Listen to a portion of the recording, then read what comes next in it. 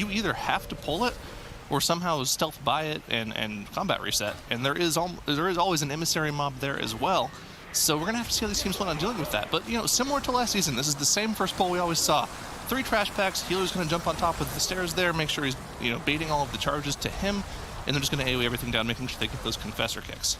Yeah, we see the same pull, of course. Now this Confessor here on Paint For Fem's side is actually getting distracted by one of the rogues because they won't want to pull it afterwards. Well, Abrakeydabra seems like they actually pulled this Confessor on top. Now, Confessors are probably the most difficult mob to deal with this pull, just because there's so many important casts that needs to be interrupted. Paint For Fem just playing it a little bit more safe, not pulling the second Confessor in immediately, while Abrakeydabra just pulled everything on top at the same time, and of course also finishing the pull earlier without actually using their Bloodlust, while Paint For Fem did use. And this is a really nice strat that we saw come in land. These teams made a completely different strat. Normally we see them, go down to Razan, kill him first, then move over to Volkal's room. But a new strategy we saw teams pull out in Sydney at the Spring LAN is they use their Shadow Meld skips to get past all this trash and go instantly to Priestess's room and use their first Bloodlust on this massive AoE pull. And I mean, that's what we're seeing now. And this was actually pretty consistently faster than the old strategy we saw. Yeah, I remember seeing this strategy for the first time and liking it a lot just because of the Bloodlust timing, right? Because usually what teams would do is take a different route, but then they had their Bloodlust on some weird timings and not very efficiently used it. Well, with this route, you can use your Bloodlust for this huge pull in the Priestess room and actually get very efficient use out of it. As you can see with Abrakeydabra right now, they're popping their Bloodlust on the big pull and also pulling Priestess on top. While Paint For Fem did use their Bloodlust a little bit earlier, which is weird because they were also slower on the pull before, even though they did use their Bloodlust. It seems like they didn't handle Sanguine as well as Abrakeydabra did there. Not only that, but I think you mentioned during the pull, they also distracted one of the Confessors instead of pulling it with the initial pull. Maybe they didn't get there quite fast enough to pick it up on its patrol back and forth.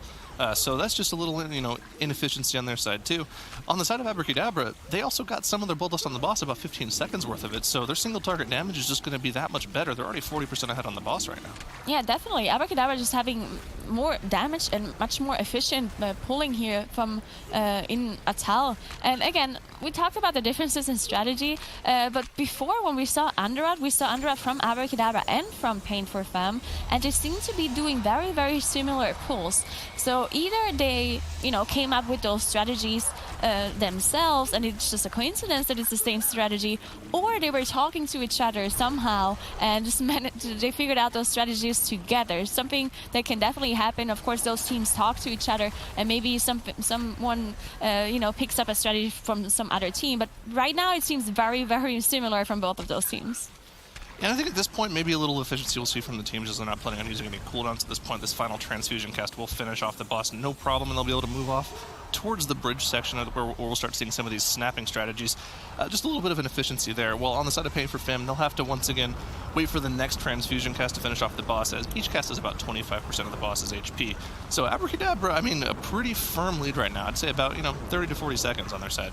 Yeah, definitely. You can see them do this one pull here in front of the gate that you need to do before you can open it. You can see the lever here on the right side that needs to be pressed to open it.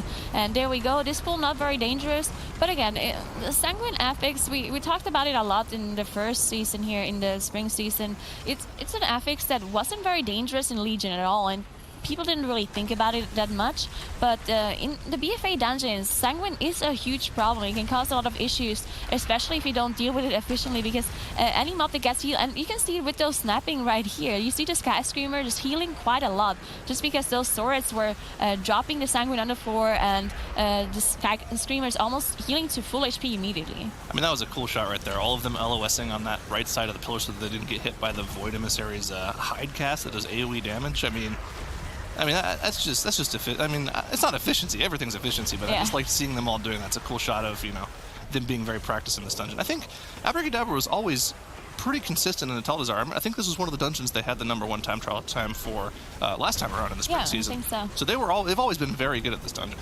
Definitely, and you can see it, just doing such a clean pull again.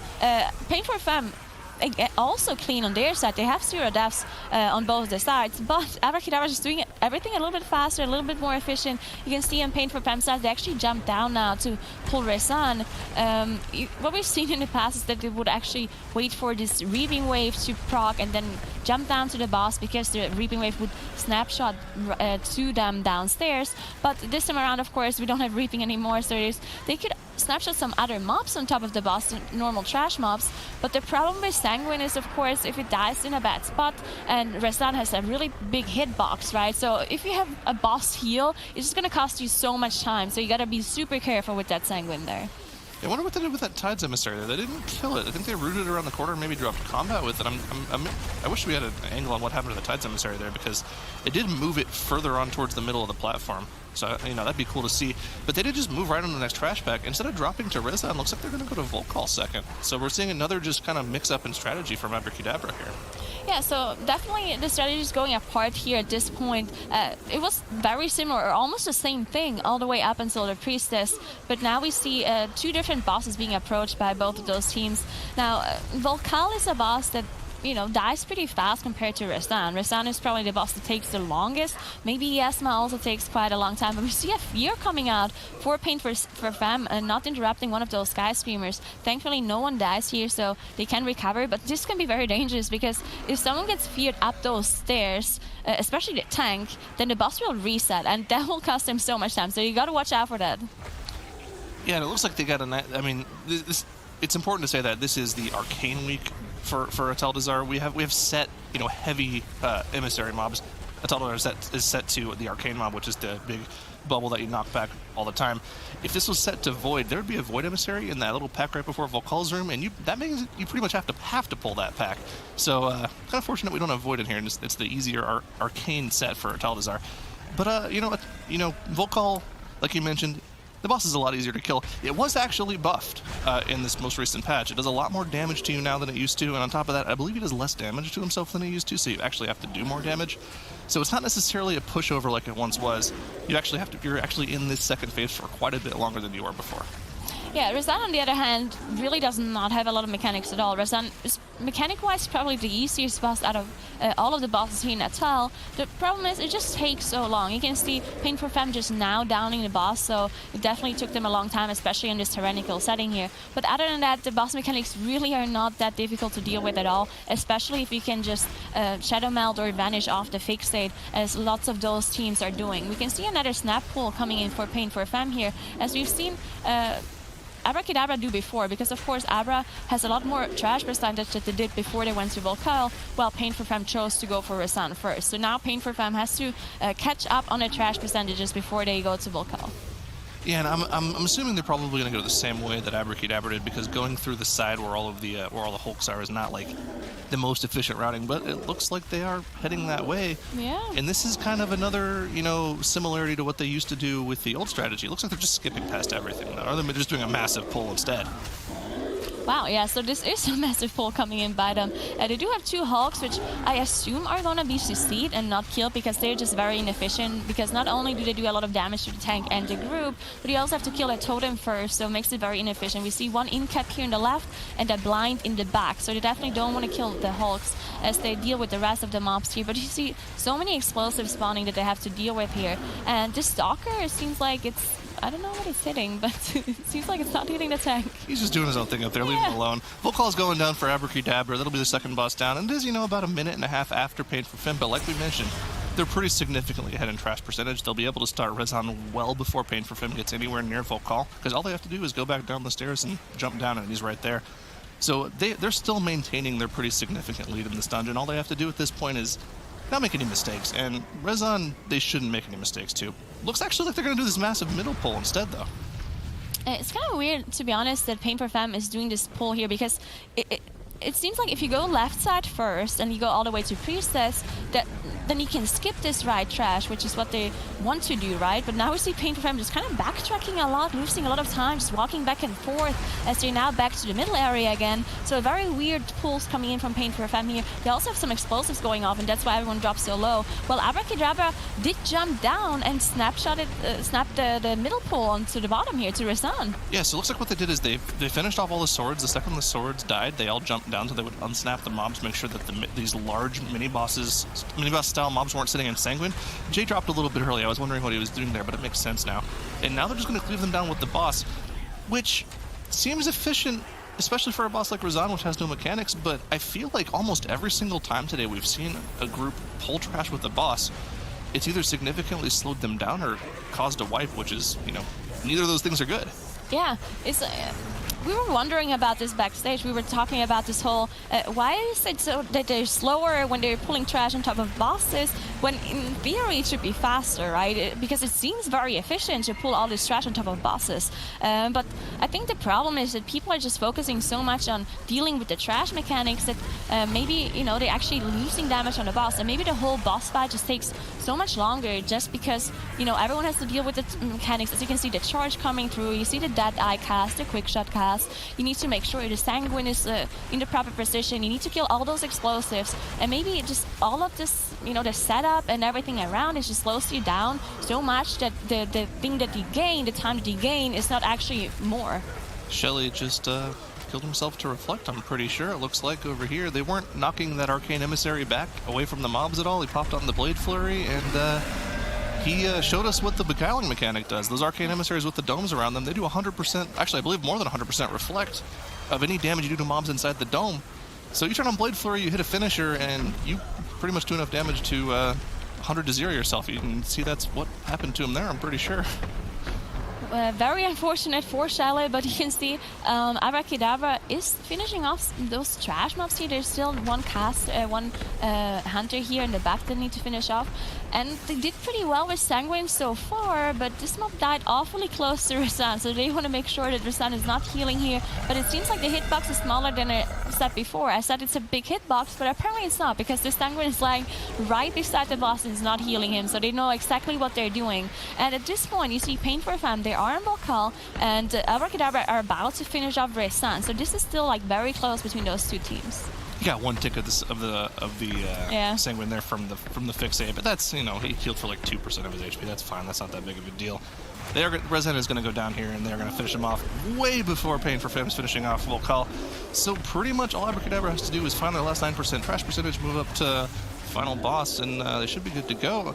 This looks like it's going to be a little bit slower than it was last season. If I recall correctly, the Atal'Dazar times last season were around 14 on the dot, maybe into 14.5, so this looks like it's going to be a bit slower, but still altogether, with the way the beguiling mechanic interacts with most of the mobs in this dungeon, it seems pretty fast still.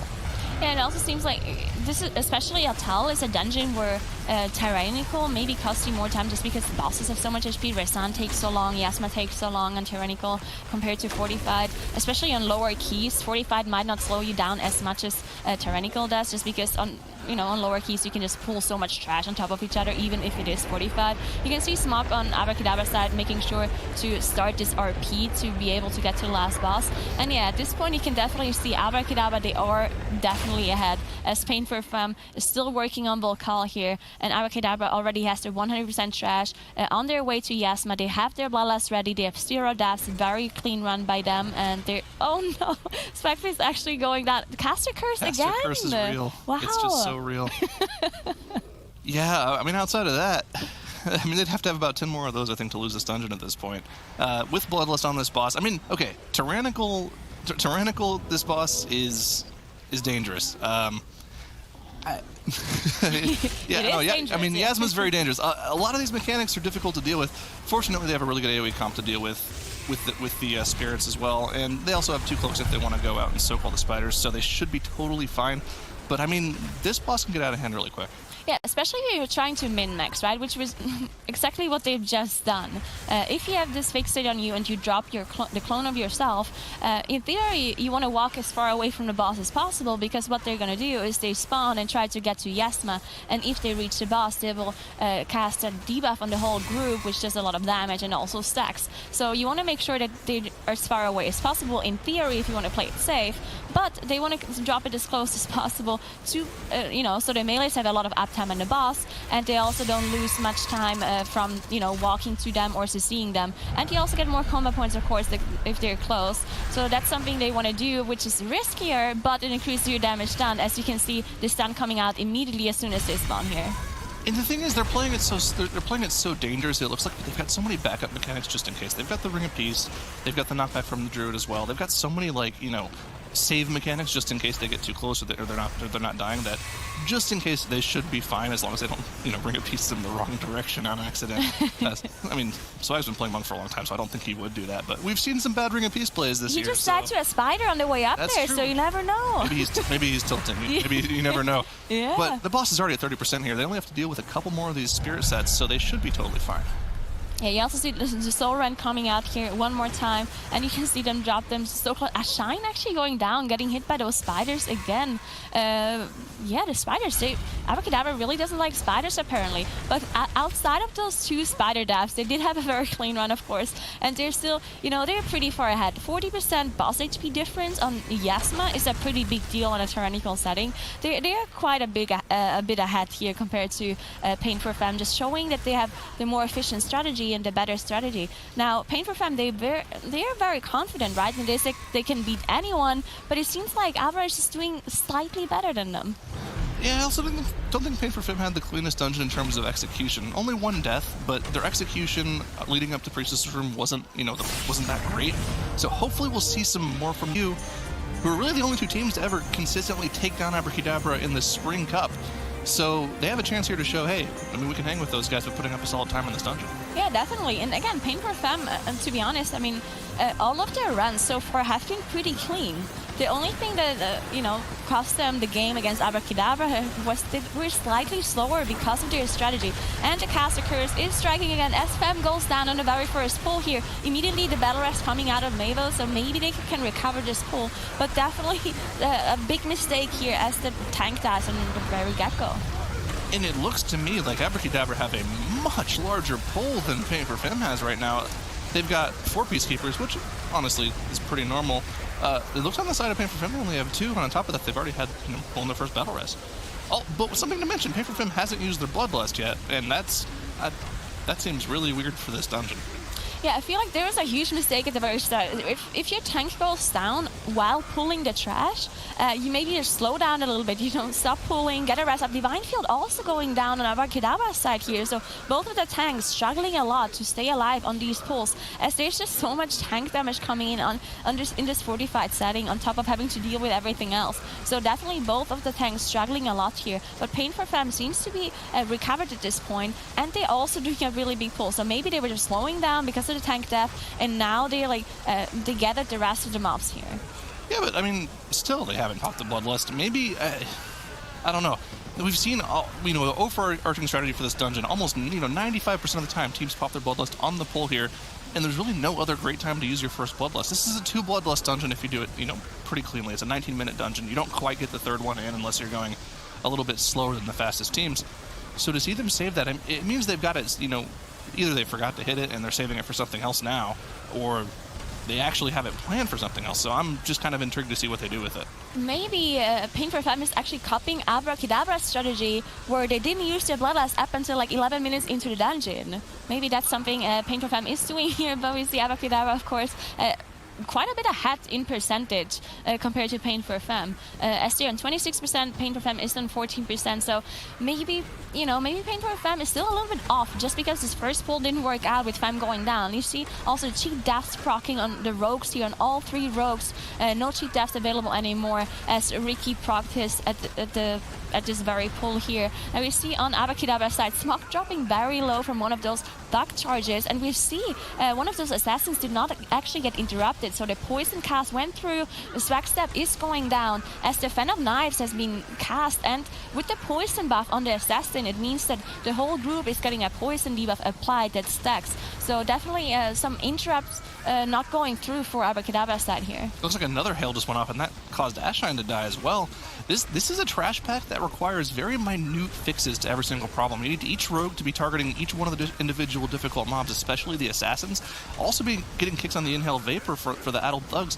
There's so much individual damage going off. You see the charge hit Zmock there for 60% of his HP. If he gets targeted by all 3 of those, he just dies, and an explosive finished him off. That pull, I mean, that's the same pull I was talking about with Method in A. That's a very dangerous pull, and you can just see just how one death can cause that to be a full-on wipe. Yeah, this is going to be a full team wipe for Abrakeydabra as Smok gets charged once, Divine Field drops low, and then Smok gets charged right after again with an explosive on top of it. Just, Smok not being able to heal Divine Field because he's just constantly stunned. And then you also have, some interrupts not going through because of those ropes going down. And as you mentioned, there's so many things that you need to interrupt. If you have one damage healer die, one of those ropes, then you will have some of the cast going through just because you miss those interrupts and you miss those single target stuns from this rogue that went down, and therefore you're going to have a poison go through, you're going to have the poison debuff stack on the tank, you might not have a Fan of Knives being interrupted, or we also didn't talk about the enrage effect of these thugs, which are very, very dangerous.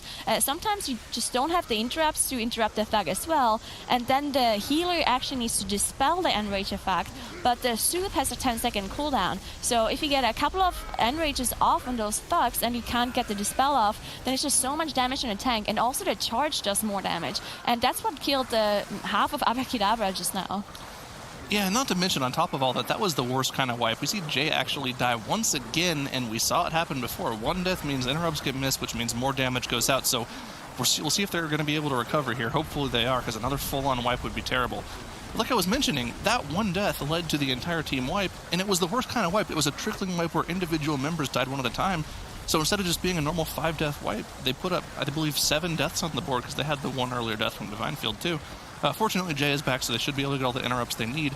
But it just goes to show you how difficult this particular pull is with the 3 Idle Thugs plus an Assassin. There's a lot of stuff going on here. Yeah, and Smok dropping so low again by one of those charges. It seemed like it was an enraged fact again, because he dropped from 100% to 20%, just doing so much damage if this enrage effect is not being dispelled or interrupted by either of the members here. And Paint For Fem, on the other hand, they did have to struggle at the very start of the dungeon where they had Fem go down, but now they seem to have recovered really well, and they're on 43%. They only have 2 deaths so far, but still their Bloodlust is still available. They're in the dungeon for 5 minutes and 53 seconds at this point, well, minus 10 seconds for the deaths, but they have to use their Bloodlust very soon before they lose one whole usage of Bloodlust.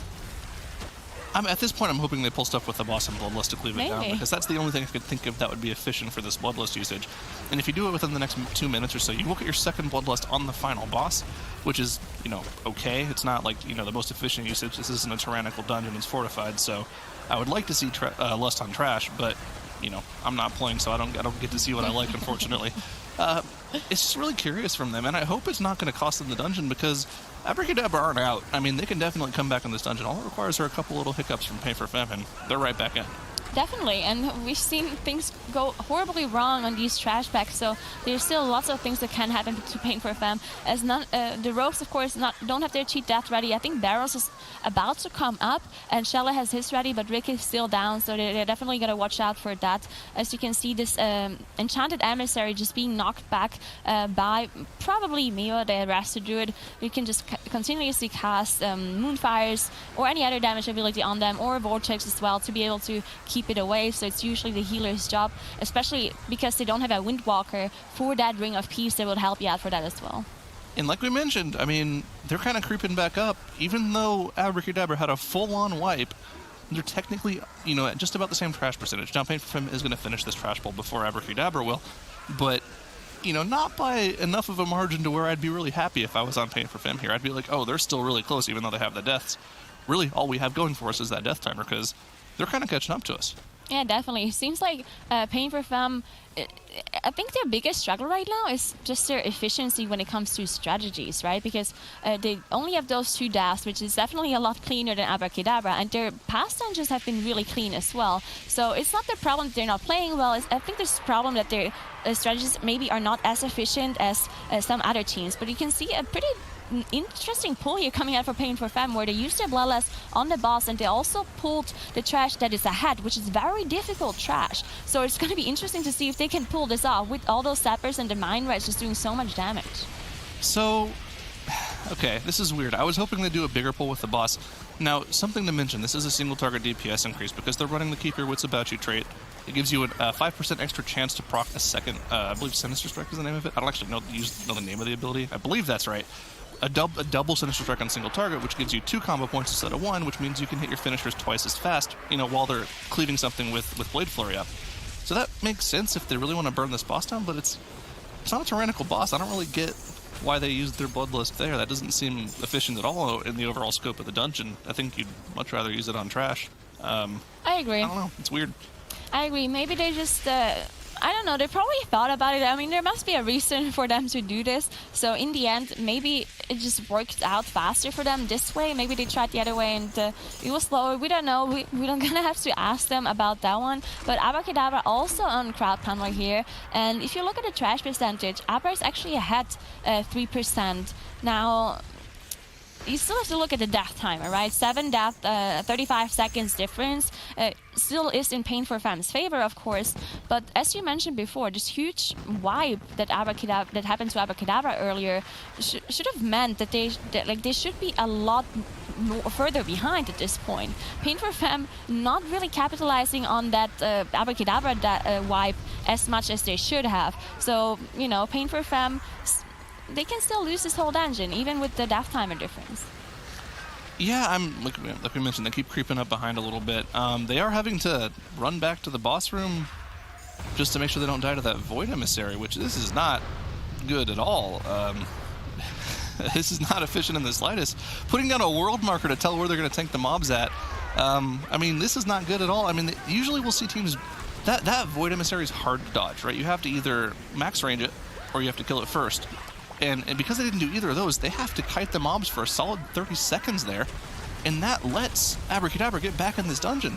If I'm correct, they just didn't deal with the Void Emissary at all. They don't have to deal with it at all. I believe they killed it, actually.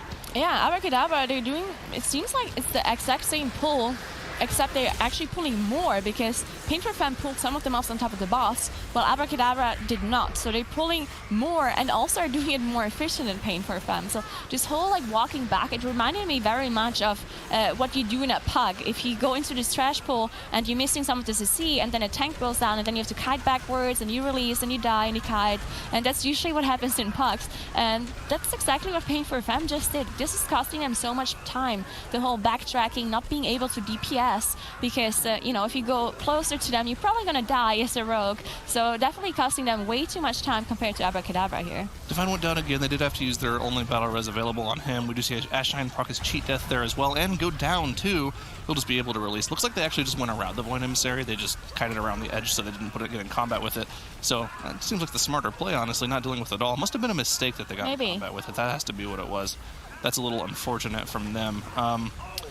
You know, what can you do? That's just a mistake you make in combat. And I think, looking at this dungeon right now, Abrakeydabra has at least pulled even with Paint For Fem because of how efficiently they pulled that part of the dungeon. Yeah, I think so as well. Abrakeydabra definitely not that far behind and more, if at all, because of those 11 deaths difference. But Abra, using your shroud here to get to the next boss, and I'm not sure how they're gonna get the last 11%. It could be pulling something on top of the boss, or actually pulling this mini boss here, as you can see, on top of the Stone Fury. So there's a pretty significant pull coming out of Abrakeydabra. They need to make sure that they deal with the Taskmaster well here, as they cast the cover right now. I feel like this is a scary pull as well. They're not using their second Bloodlust on it, and they did just have their tank go down, and with all of his cooldowns down, and they don't have any battle reses either, so if Divine goes down here, this pull's pretty much over. The rogues can like riposte for, you know, maybe 10 seconds, but that's about it. And he's not going to be back in those 10 seconds. Fortunately for them, they're able to deal with it, you know, pretty cleanly. The main thing to look for here are the Rocklands casts on the Earth Shapers. Those are what really nuke the tank down. If they're able to get those interrupts, they're for the most part fine. But they also pulled the 2 Stone Furies in as well, which also require 2 interrupts each if they want to make sure they're not getting any of the quakes or the shields off. So there's a lot to look at in this pull, and they're champions. They dealt with it really cleanly. Yeah, definitely. You can see this cover cast of the Taskmaster is something that maybe not that many people know about, just because you usually skip this trash bag, at least in pugs. But this Taskmaster, the most important ability he does is basically cover, which means that he has, I believe it's 70 or 75% damage reduction, and he also redirects all damage taken by enemies within his range. So what you want to do is you want to drag the mobs away from the mini boss when he casts cover, just so you can actually DPS them, because of course 75% reduction means you're basically not doing any damage at all. Shelly just went down to one of the Earth Ragers here. He had one of the fixates. I saw him get the dot. I don't know if he got crit in the back, but he definitely just instantly died, almost 100 to 0. Didn't have cheat death available, so that's their only battle res gone. But on the side of Abrakeydabra, Ashine has also gone down, and they don't have a battle res for him. They've already committed their bloodlust, and the boss is at 70%. So at this point, I think they're just kind of committed to killing this boss with 1 DPS down, and that might kind of put a hindrance on their ability to come back in this dungeon. I feel like they're resetting. They're resetting the boss because 1 DPS dead the entire time is not worth the bloodlust cost. That makes sense to me. It is fortified, though. Do you think this might be worth it for them? Because, okay, so this is taking them a long time. They also have the Stone Fury that they need to finish off. Then they need to get their rest up. I'm not sure if it was worth it at all for them to reset this. Because, I mean, on a tyrannical setting, I would agree it's definitely worth it. But on a fortified setting, with also having to finish up this trash, seems like it might have not been worth it for them. And you're seeing kind of what the new changes to Azeroth did on the side of Paint For Fem there. They had 4 Earth Ragers up at the same time. With the boss at 50%, they're actually really just trying to passively cleave these down, which is kind of dangerous nowadays. Fortunately for them, both of the fixates are on their healer, which is like best case scenario, because your rogues can just Blade Flurry them down while focusing the boss, and your healer can run in circles, not really losing that much. Of course, Mio's not going to do that much damage while he's running around fixated, but he can at least dot a little bit, which means he procs his trinkets and does decent damage. They do get both of their Earth Ragers down, which means they only have 20% of the boss's HP to deal with at this point, which, even at this point, if they get the Earth Ragers, they're not going to focus them at all. Yeah, and one thing to note as well is that rogues, of course, have to increase the melee range as Outlaw. So even if they are fixated, if they're hiding it well, they can still DPS the boss and not getting hit by those Earth Rages at the same time. Just one more advantage of being an Outlaw rogue, having increased melee range, on top of having some other things that are also pretty good, I heard. We were actually going down here, I think, to one of the bombs on Paint For Fem's side. So some struggle there. It seemed very similar to the spider deaths on Abrakeydabra side in Atal'Dazar earlier. So hopefully none of those things happen anymore at the end of this dungeon here, as they're on their way to the next boss, Flexen. Yeah, pretty typical skip we see coming out from them here. They're all going to run into the boss room, go to the far side. They're going to go ahead and Shadow Milk / vanish off at the combat at that point, and nobody should die. And there's not going to be any reaping mobs coming for them either. We're not in that affix anymore. We're so used to seeing like one little reaping mob get through, one Risen Soul coming through, but once Umpty's gone, we don't have him anymore. And then moving on to Rixa Fluxflame, the third boss in this dungeon, and I don't really see them having any issues on this boss in Fortified. Probably not. I mean, this boss does do a lot of tank damage, as Loot keeps mentioning, and it's also it's the magic damage, which is one thing that the Prod Warriors actually struggle with. And we know that Prod Warriors are very tanky when it comes to any sort of physical damage, and they're the ones who can manage to do those huge trash pulls without actually having to kite, just because they are so tanky. But when it comes to magic damage, they actually struggle a little bit, so they gotta be careful here when it comes to Fem. But you also have the Spell Reflect to basically remove one of those debuffs, so you still have an advantage there. I think they can Spell Reflect every other debuff. Yeah. Rogues can cloak it off. It's not that dangerous of a boss, especially on Fortified, like we mentioned. They don't take that much damage on this boss. We do see Abrakeydabra is now also on the boss, and they have finished their trash percentage as well. But the major difference here, like we've mentioned throughout the dungeon, they have 8 more deaths, which is 40 seconds on the board. On top of that, Paint For Fem will have their Bloodlust available for the final boss, so they have that advantage as well. It would pretty much require a full team wipe from Paint For Fem in order for them to lose this dungeon. And I don't want to caster curse them, but these guys are, at least Fem and Shelly are pretty seasoned veterans, and I hope that they can bring that to the team so that, they wouldn't have any nerves about wiping in this dungeon. Yeah, definitely. I think they can definitely finish this off pretty easily here on Paint For Fem's side. But one thing that can actually cause trouble is the 5% trash that they need. Now, 5% doesn't seem like a lot of trash percentage, but this last couple of trash here in between Rixa and the last boss is very dangerous trash. They probably want to go to the boss first, finish up the boss, and then kill the last 5% that they need. But there's still things that can happen here, especially with those bombs and the fixates going off. So we'll see how to deal with that in the end. But again, they're 40 seconds ahead just from the death timer alone, and Abrakeydabra is still working on Rixa, as Paint For Fem is already in the last boss, so definitely their game. Yeah, we have to figure out what they're going to use for the last trash percentage. They need 5% more, which means they need to probably pull the War Machine, which will give them 4%, and then maybe 3 bombs, which will give them the other 1%. They can just blow up 3 bombs, and that'd be the rest.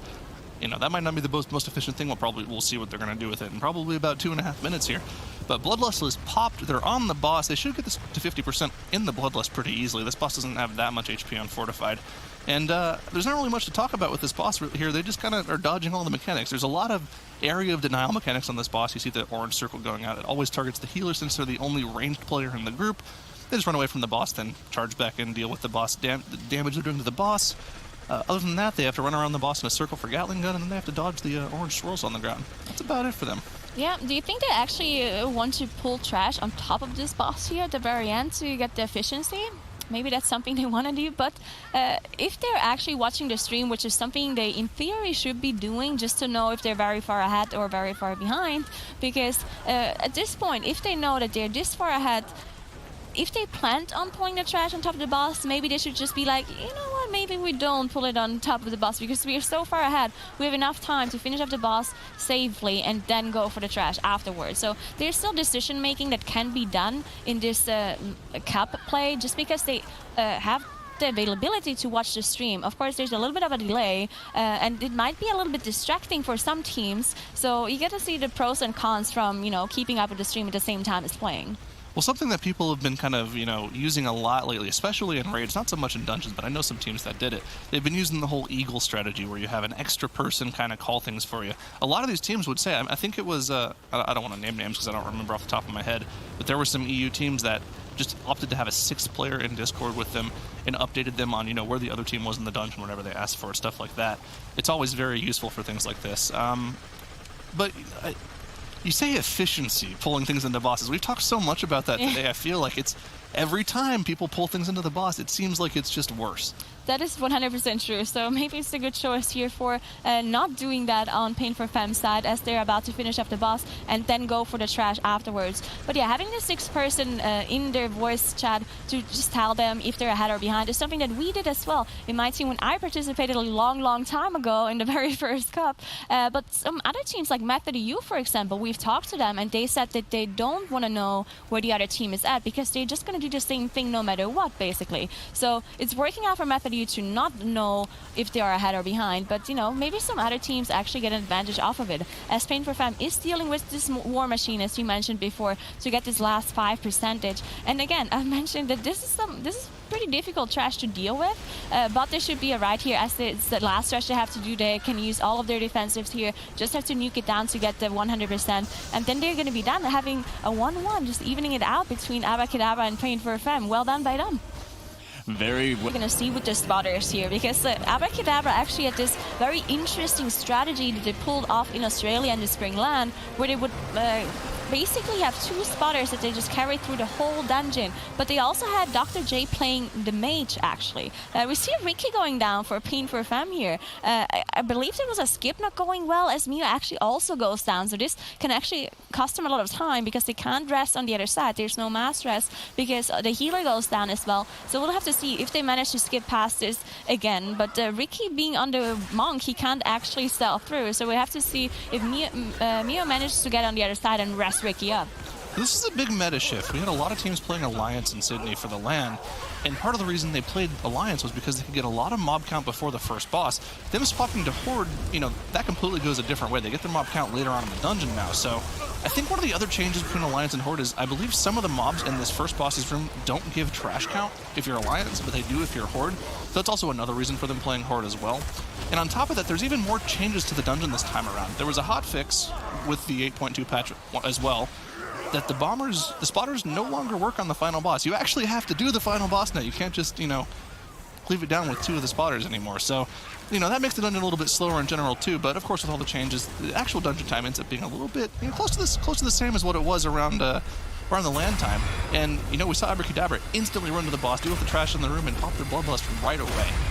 Yeah, there's also one thing, a difference on the very first boss here between Alliance and Horde is that those ads that are spawning, the marksmen, if you used to see them, at some point they will just stop spawning for the Horde side, but on the Alliance side they will just continuously keep spawning even if you used to see them constantly. So one disadvantage, or one more disadvantage for the Alliance side here in Siege of Boralus, which of course is not going to happen to Abrakeydabra and Paint For Fem because they're both playing Horde, but Paint For Fem now finally managed to get to the boss as well. Of course, they're behind compared to Abra just because of this death that happened on this skip at the very start of the dungeon. We'll see if Paint For Fem manages to recover here, because the whole series is on the line, as this is a best of 3 and this is the last game of the series.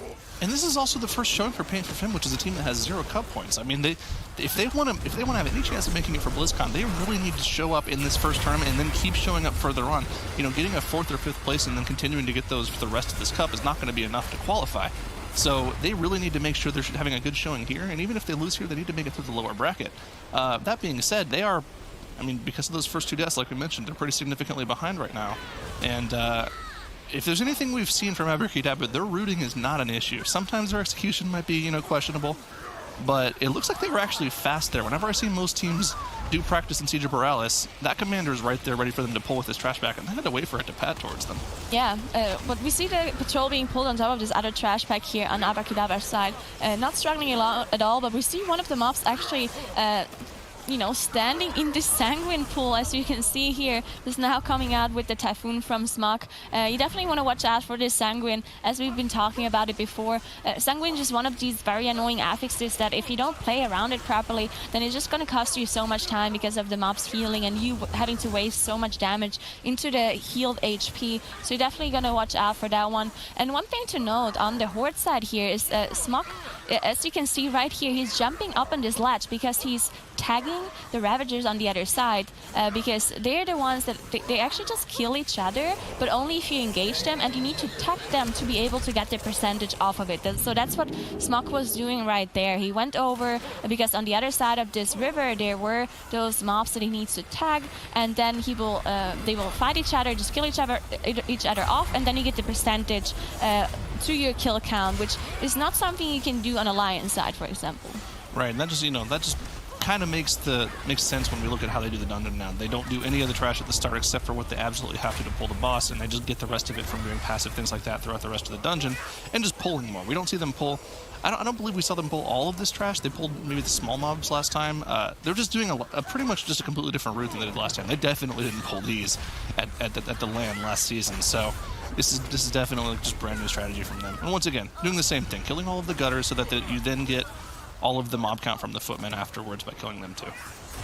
Gathers is the name. I was thinking about it, but I just couldn't remember. But yeah, Gathers is the name of the mobs that they need to tag, as you're seeing right there. Ashine actually pulling a little bit ahead here as he's stealthing in the front. We see 36% for Abrakeydabra, while Paint For Fem still just so far behind when it comes to percentage. They're in 22% now. They're behind, just trying to catch up here. Abrakeydabra having a much cleaner showing at the start of the dungeon compared to their MOTHERLODE. Of course, in the MOTHERLODE, they struggled so much on these earlier pulls. Well, it seems like they kept a cool head. They definitely did not tilt or anything. They kept a straight mindset, and they're having a really clean showing here in the start of the dungeon of the Siege of Boralus, as they're also just dealing with the D-Spotter and the Cannoneers here before the second boss. So this is the kind of efficient boss cleave that we like to see. Let the spotter cleave all the ads for you, so all you really have to do is kill the Cannoneer, which can't be affected by the spotter's blasts. And that's, I mean, they're efficiently through all the trash. All they have to do is deal with the boss in the intermission phase now. That's like the correct type of boss cleave we like to see. There's nothing wrong with anything they just did there. Also, interesting point about the intermission phase. I think a lot of people have a problem with the intermission phase. Someone taught me how it worked. I didn't know how it worked until about 2 months ago. Apparently, the middle will always shoot first, and then the sides will go off. So as long as you're not in the middle, you'll never die to that instantly. Yeah, I would always stand on the side, and I always wonder, why does everyone else die to this? I must be so much better than them. But no, I was only standing on the side, so I'm not actually that much better at all. But you can see one thing here for Abrakeydabra. They are seeing the spotter here in the back. You can see it standing right there. So they definitely still want to do the spotter strategy that we've seen from them in, you know, the Australia spring final as well. So they want to use this spotter to be able to clear the trash right after this boss faster, because of course this spotter casts the artillery on a random player, and this artillery does friendly fire to the mobs as well. So that's what they want to use the spotter for. Now there's pros and cons to keeping the spotter and dragging it through the dungeon. The con, of course, is that you're constantly in combat with it, so you need to Shadow Melt or Vanish to be able to get a drink off or get a potion off or anything out of combat that you want to do. But then, of course, the pro is that you have this artillery that constantly does damage to your trash mobs later on. So if I'm right, and I watched a lot of Siege of Boralus practice, I watched Method in A in particular, there's a lot that's going to happen here. First, I need to get the spotter into raging territory. This is a raging dungeon, so once you get a mob below 30% HP, it does double damage. That includes what the spotter does in terms of friendly fire, so they're going to go get that to about 25, 29% ideally. And then they're going to do a massive pull around the corner. But here's the problem. There's a Tides emissary around the corner, and that stops everything from being CC'd or interrupted, and there's a lot of nasty mechanics in this trash. Notably, the Banana Rampage does AoE damage around these monkeys that have it on them. So usually what I see teams do is they'll send a rogue in there to keep it permasapped, and then they'll after they do that, they'll have it rooted. So we see Ashine going in to sap that Emissary of the Tides in the back, and then they're going to try to AoE as much down as possible once it has the perma root on it. That was actually pretty masterfully done by them. Yeah, that was very well done. They did exactly as you said. The root coming out of Smog here to be able to see it in the back. You see the roar, the terrifying roar as well coming out of this Demolisher. Of course, being easily dodged by all of those team members here. Now, this Demolisher actually has a lot of HP, and one thing to note is that it can't actually be damaged by those artilleries. As you can see, it does not get damaged by it. So even if you manage to kill all the rest of the trash with the artillery, you still have this huge single target HP with a lot of health left that you need to finish off. So on this pool, what they want to do is have all the damage go into this Demolisher, because all the other mobs are being damaged by the artillery. So the most efficient way to deal with this trash is to just single target the Demolisher. And we have a Sanguine here. Okay, it went down before it healed, thankfully. Yeah, that was pretty close to being pretty unfortunate for them. Yeah. But in addition to actually killing the first pack of Buccaneers with the spotter, once the first pack goes down, they pull the second one around the corner. I believe the monk goes and tosses a Jade Lightning at them so that they pull as well. So they're getting a lot of efficient spotter cleave down while not dealing with too much at the same time. And everyone's pretty much just single target focusing down the Demolisher, like you mentioned. So this is just a super efficient pull. There's a lot of things that can go wrong with that pull. If the spotter's around the corner, it can actually target the rogue that's sapping the Tides, and they can be broken out of their stealth. I mean, there's a lot of things that can go wrong. Now, trust me, I watched a lot of wipes on that pull before it got done perfectly. So just seeing them pull it off like that in competition, pretty impressive from them.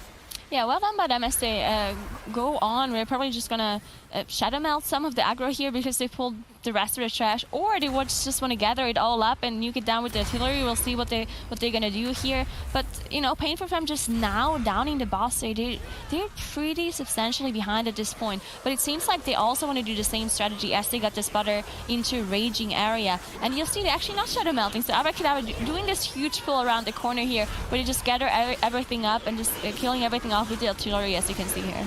You see that Shelly has committed advantage, so he's not in combat with the spotter, so he technically can't be targeted by it. But unfortunately, they pulled the Emissary of the Tides before he could sap it, so it looks like this pull could go poorly. The Tides is in the pack right now. I'm not sure how they're going to be able to deal with this. Those Banana Rampages are going to murder anyone in melee.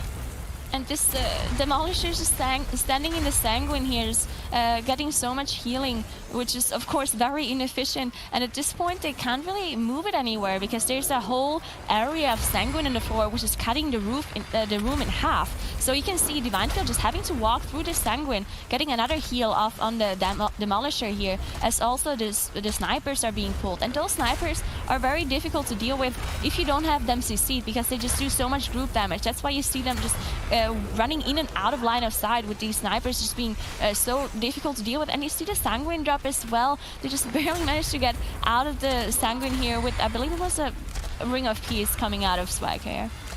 Yeah, unfortunately that sniper is in the Sanguine pool. They're going to have to finish it off quickly or it's going to heal. They do have the punt from the Druid to knock it out, which is just fine. It would have been a little bit unfortunate if they didn't have that available. They still do have the spotter for the rest of the dungeon if they plan on using it for that, which I believe, of course, they will for this entire final boss room. But once again, they're going to get it to raging beforehand so they can make it do double damage. And they've been like pretty clean throughout this dungeon. No deaths so far. They've been pretty on point with how they're playing with the spotter, because in the end, that's what this dungeon comes down to. How well can you play with the spotter? How well can you place the bombs on the ground in order to deal with the trash? And so far, they're 10 for 10. They're doing perfect. This might be very unfortunate with this spotter again, because this spotter was already enraging before, but then it healed up all the way to full HP again. Now they managed to get it low again, but it walked through Sanguine again. So it might have just healed up one more time for Abrakeydabra here. And once it gets raging, it keeps raging. It doesn't go away once above 30. Yeah, you're right. I would have forgotten that too at some point, so I don't blame you at all. Yeah, that's, you know, fortunately for them, that's how it works, so they're okay. But it is field default. Raging effect. They still do have to deal with it later on, though. That's more HP that they have to deal with, so not exactly the most ideal of scenarios. But I wonder if they're going to just do the entire boss room. That's normally what we see people do when they have these raging spotters, or, you know, bolstering's better because they can make the spotter do even more damage. But the problem is there's 2 Tides emissaries in here. They have to go in double sap, and they have to kind of just keep them sapped while the spotter deals with everything for them. Then once the commanders are left, I mean, the commanders already aren't, you know, subject to anything. There's no interrupts, so then they can kind of just deal with it on their own. Yeah, so you can see they actually pulled the boss after zapping those emissaries. And of course, if you pull the boss, then all the trash of this whole boss room will be aggroed. And you can see they dealt with it pretty well, but those commanders, they're not actually getting damaged by their artillery either. So they have to deal with them without using their artillery damage. Now those commanders, they are pretty dangerous because they charge around. And if you get hit by it, by this trample, then you will be stunned. So you definitely want to make sure that you dodge that. And you also want to make sure that you're maybe not too far away, as we've seen this commander just charge so far. And now the boss is being engaged, which I believe was definitely intentional. They don't want to deal with those commanders by themselves, so they're choosing to cleave it with the boss. But this seems like a very dangerous pull because, as I said, if you get hit by this trample, you're going to be stunned. And having those artilleries on top of all the other boss mechanics, if you're stunned, you're probably going to die. Yeah, this is you know, pull for pull an exact clone of Method and Ace strategy. I mean, they're copying it to a T, and on top of that, they're executing it well too. They're going incredibly quickly here. I believe 1430 is a very good split for killing Dark Fathom, so they're kind of on pace for that. Cleaving these 2 commanders down, the only real dangerous part is when they're both trampling at the same time, and if that happens during a wave, you don't really have that much safe spot. Fortunately for them, it didn't line up like that, and they're more than likely going to get both of these commanders down before the next wave comes through. So all they really have to do at that point is make sure the boss isn't in Sanguine, and they're good to go. Yeah, so it seems like they dealt with most of the trash mobs here. They only have to finish up this commander here, which of course has been, the enrage effect has been dispelled by Smock, of course, with Soothe, so they don't have to deal with that. That's one more benefit of having this Rasta Druid in the group, just being able to dispel this raging effect from raging from the affix. Now, Paint For Fem, on the other hand, still trying to catch up on the trash. They're on 78% trash percentage here. They did engage the boss, so they're doing the same pull here, where they pull everything outside and deal with it with the spotter. But again, it's interesting to see that it seems like both of those teams are trying to copy the Method and Ace strategy. Of course, Abrakeydabra doing it much better than Paint For Fem is doing, but still, it's good to see that they're not just like focusing on the dungeons that are not the time trial ones because they've already practiced them so much, but they're also revisiting their time trial strategies, looking at other teams and just copying something that is faster. So it's good to see that Abrakeydabra is still focusing on those time trial dungeons as well. Yep, and Dark Fathom, I mean, this is a tyrannical dungeon. He has a lot of HP. He's going to take a long time for them to go down. This should be the final wave. I believe it's called Crashing Tides, the name of the mechanic. It's the final tides we should see from them. Boss should go down before the next one. This guy has a lot of HP on Tyrannical 17. It takes a long time to go down, but, you know, it doesn't really do that much damage to the group, so it's more just kind of like a patchwork DPS check for them. But coming up, we get to talk about, I believe it's Vikzoth is the name of the boss. We haven't talked about his mechanics at all because every single time we go to that boss, they just leave it down with spotters the entire time. We see. Let's talk about that later. But Paint For Fem is actually. It seemed like they were doing a pretty significant pull here. Maybe Paint For Fem actually is watching the stream and is seeing that they're so far behind, and that's why they're risking this huge pull. But it seems like they have 2 spotters, they have all those commanders here, and I believe they had the rest of the trash on top of the boss as well. It is paying off for them so far because it seems like they're stable as Ricky drops really low, but still, as you mentioned, this boss just has so much HP on a tyrannical setting that, you know, it's probably going to require for Abrakeydabra to make a huge mistake on this last boss for them to catch up. And this boss can be very difficult if you don't have those spotters to deal with those tentacles, because there's just so many things that can go wrong here. Yeah, I mean, Vikzoth, like we mentioned, we haven't talked about this boss literally at all because every single time we got here, spotters cleaved the tentacles down before anything mattered. But this boss is actually a pretty significant DPS race for most teams. The whole bit is there's 3 platforms, and you have to free the engineer on each of these platforms, which is being held by the Gripping Terror. So the only way to progress in the fight is to kill the Gripping Terror as quickly as possible. However, to stop you from doing that, the fight keeps spawning demolishing terrors on that platform until you've killed the Gripping Terror. So what we saw Abrakeydabra do right there is they just zerged the first gripping tear down as quickly as possible, and fortunately they were able to kill it before the third demolishing terror spawned. If they weren't able to do that, they'd have been in trouble because they don't have enough tanks to tank 3 demolishing terrors. Now, once you kill the engineer, once you get the engineer free, of course, you're able to get in the cannon and shoot the boss, which deals a third of his HP. So once you deal with all 3 platforms, the boss dies. But each of these platforms have pretty significant DPS checks on them.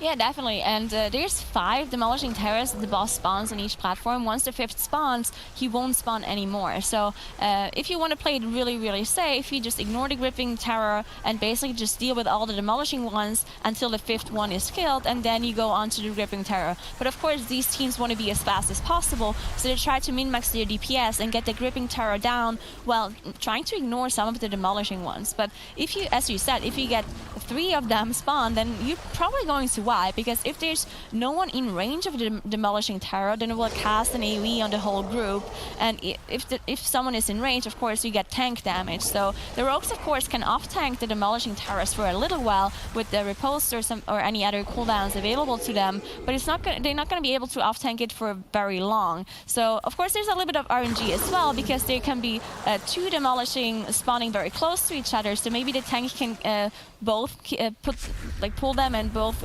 tank them, but if they spawn very far apart, then you need one of the rogues to pick them up. And this is a pretty typical strategy we see from most teams. The third platform is a little bit different from all the platforms. The very first demolishing terror has a significantly more amount of HP on this platform, almost 3 times the HP. So most teams will just completely ignore it. They'll send their tank to tank it, and then everyone else will go DPS the gripping terror down, usually saving cooldowns for this because the second demolishing terror you'll need to off-tank with like a repost or something. So we're going to see them cleave this gripping terror, and once the terror goes down, they just have to stay alive until they can shoot the cannon. But once that cannon's shot, this fight's over, and the dungeon's done, and it looks like Abrakeydabra is going to be tanking at Game 3 in pretty commanding fashion, almost the same time as their time trial time. Yeah, they're doing a really good job here. Abrakeydabra, as they shoot off the last gun, and enter Zero does. Had a bit of a deja vu here with restarting maps with you on the desk with me today, but nonetheless, here we are in this Method v Method Titan Fest between the 2 teams. You already see Method NA here on the left side of the screen has opted to skip past that first matron pack right down into the very dangerous mask pack, just trying to cleave everything down and make sure that mask is locked down, not channeling anything. While Method, are you going for a more traditional route, I would say, Sir, at the beginning of the map, cleaving down that first matron? Yeah, it's funny. I don't remember authorizing any remakes, but it seems like every time I've been on the desk, it's happened. Maybe I'm just the team's bad luck charm. Hopefully not for this match, though. Like you said, Method EU, Method NA, Clash of the Titans, the Juggernauts coming back together. One thing we've seen Method EU do a couple times now is we've seen them not use their Bloodlust on the very first pull. They tend to be very picky with where they use it. They don't tend to do what most teams do, is just use it straight away, maybe try and get an extra usage in. They're very particular about what they want to do with it. For them, I think this game, it's not even so much about winning, it's just about sending a message. It's just about saying, look, okay, we had an off day. They were very vocal about that at the Spring Finals. You know, that wasn't us playing at our best. And they want to come in today and they want to show that they can absolutely destroy it. Both teams... oh, yes, this was what I was going to mention here, actually. Now said, and I'm not 100% sure what he's about to do here, but he said he's not going to be running the Night Elf. He is going to be running the Dwarf to get rid of the Necrotic stacks. I didn't quite catch what he managed to do there. Maybe we'll get a little look at that afterwards. But both teams have managed to engage the first boss. Method and A slightly ahead. Method, you have a little bit more count. At this point, it's only 3% though, so they'll easily be able to make that back up. Yeah, it's a minor amount of count, no problem for them. The real danger, of course, with the affixes that we have here with Necrotic and Raging is a lot of the trash coming up, especially in Kragmaw's room, which we'll see pretty briefly coming up after the Elderly Axes on both sides here fall. First of all, we're in a Tides heavy dungeon, so we have Tides everywhere preventing crowd control and interrupts on several of the mobs in Kragmaw's room. And on top of it, you have a tank that is needing to kind of, just be defensive, kind of backpedal, get away from mobs. It's very hard to CC mobs with all of those Tides out. So we're going to have to see how the 2 tanks handle it as those Necrotic stacks build up and as the mobs hit Raging at 30%. Expect some of these tanks to really just kind of hightail it out of there with some heroic leaps as we see Method and A finish the boss first, get that mass stealth up, and just head on over into Kragmaw's room. Method EU following suit as well. This is something we've seen a couple of times. Tides, they tend to want to avoid them. They're bringing this one in, though. Like you say, you do want to be careful with this entire section. You've got Feral Blood Swarmers, Thirst for Blood, Fixate, Sonic Screech, Interrupt. You've got Wave of Decay from the Living Rot, which you can't interrupt if you're not playing these emissaries correctly. Disease Lashes, doing the 30-second disease. Maggot, let's not forget that. As well, the Maggot, that can't be stunned. The one advantage that I would say Method NA have in this section specifically is they do have Lighty. He does have a Dispel. He's going to be able to help JB out because, of course, the rest of Druids won't be able to Dispel. So if something, if one of these diseases does go through from the Disease Lashes, instead of having to force JB to heal it up, Lighty will be able to back him up and deal with it. One thing you do need to be very careful about in this room, and you'll see, you know, two very different playstyles from these two Resto Druids. Something that we saw earlier with... which one of the Druids was it? Which one of the game was it? I don't know which one you're talking about here. I've just completely blanked. Edelweiss. Yes, completely of blanked course. on the name there. That's what I said. Yes, thank you. Edelweiss was playing a lot more defensively and a lot more healing focused, whereas Zaylia is playing a lot more offensively. We do see Method EU have used that Bloodlust here.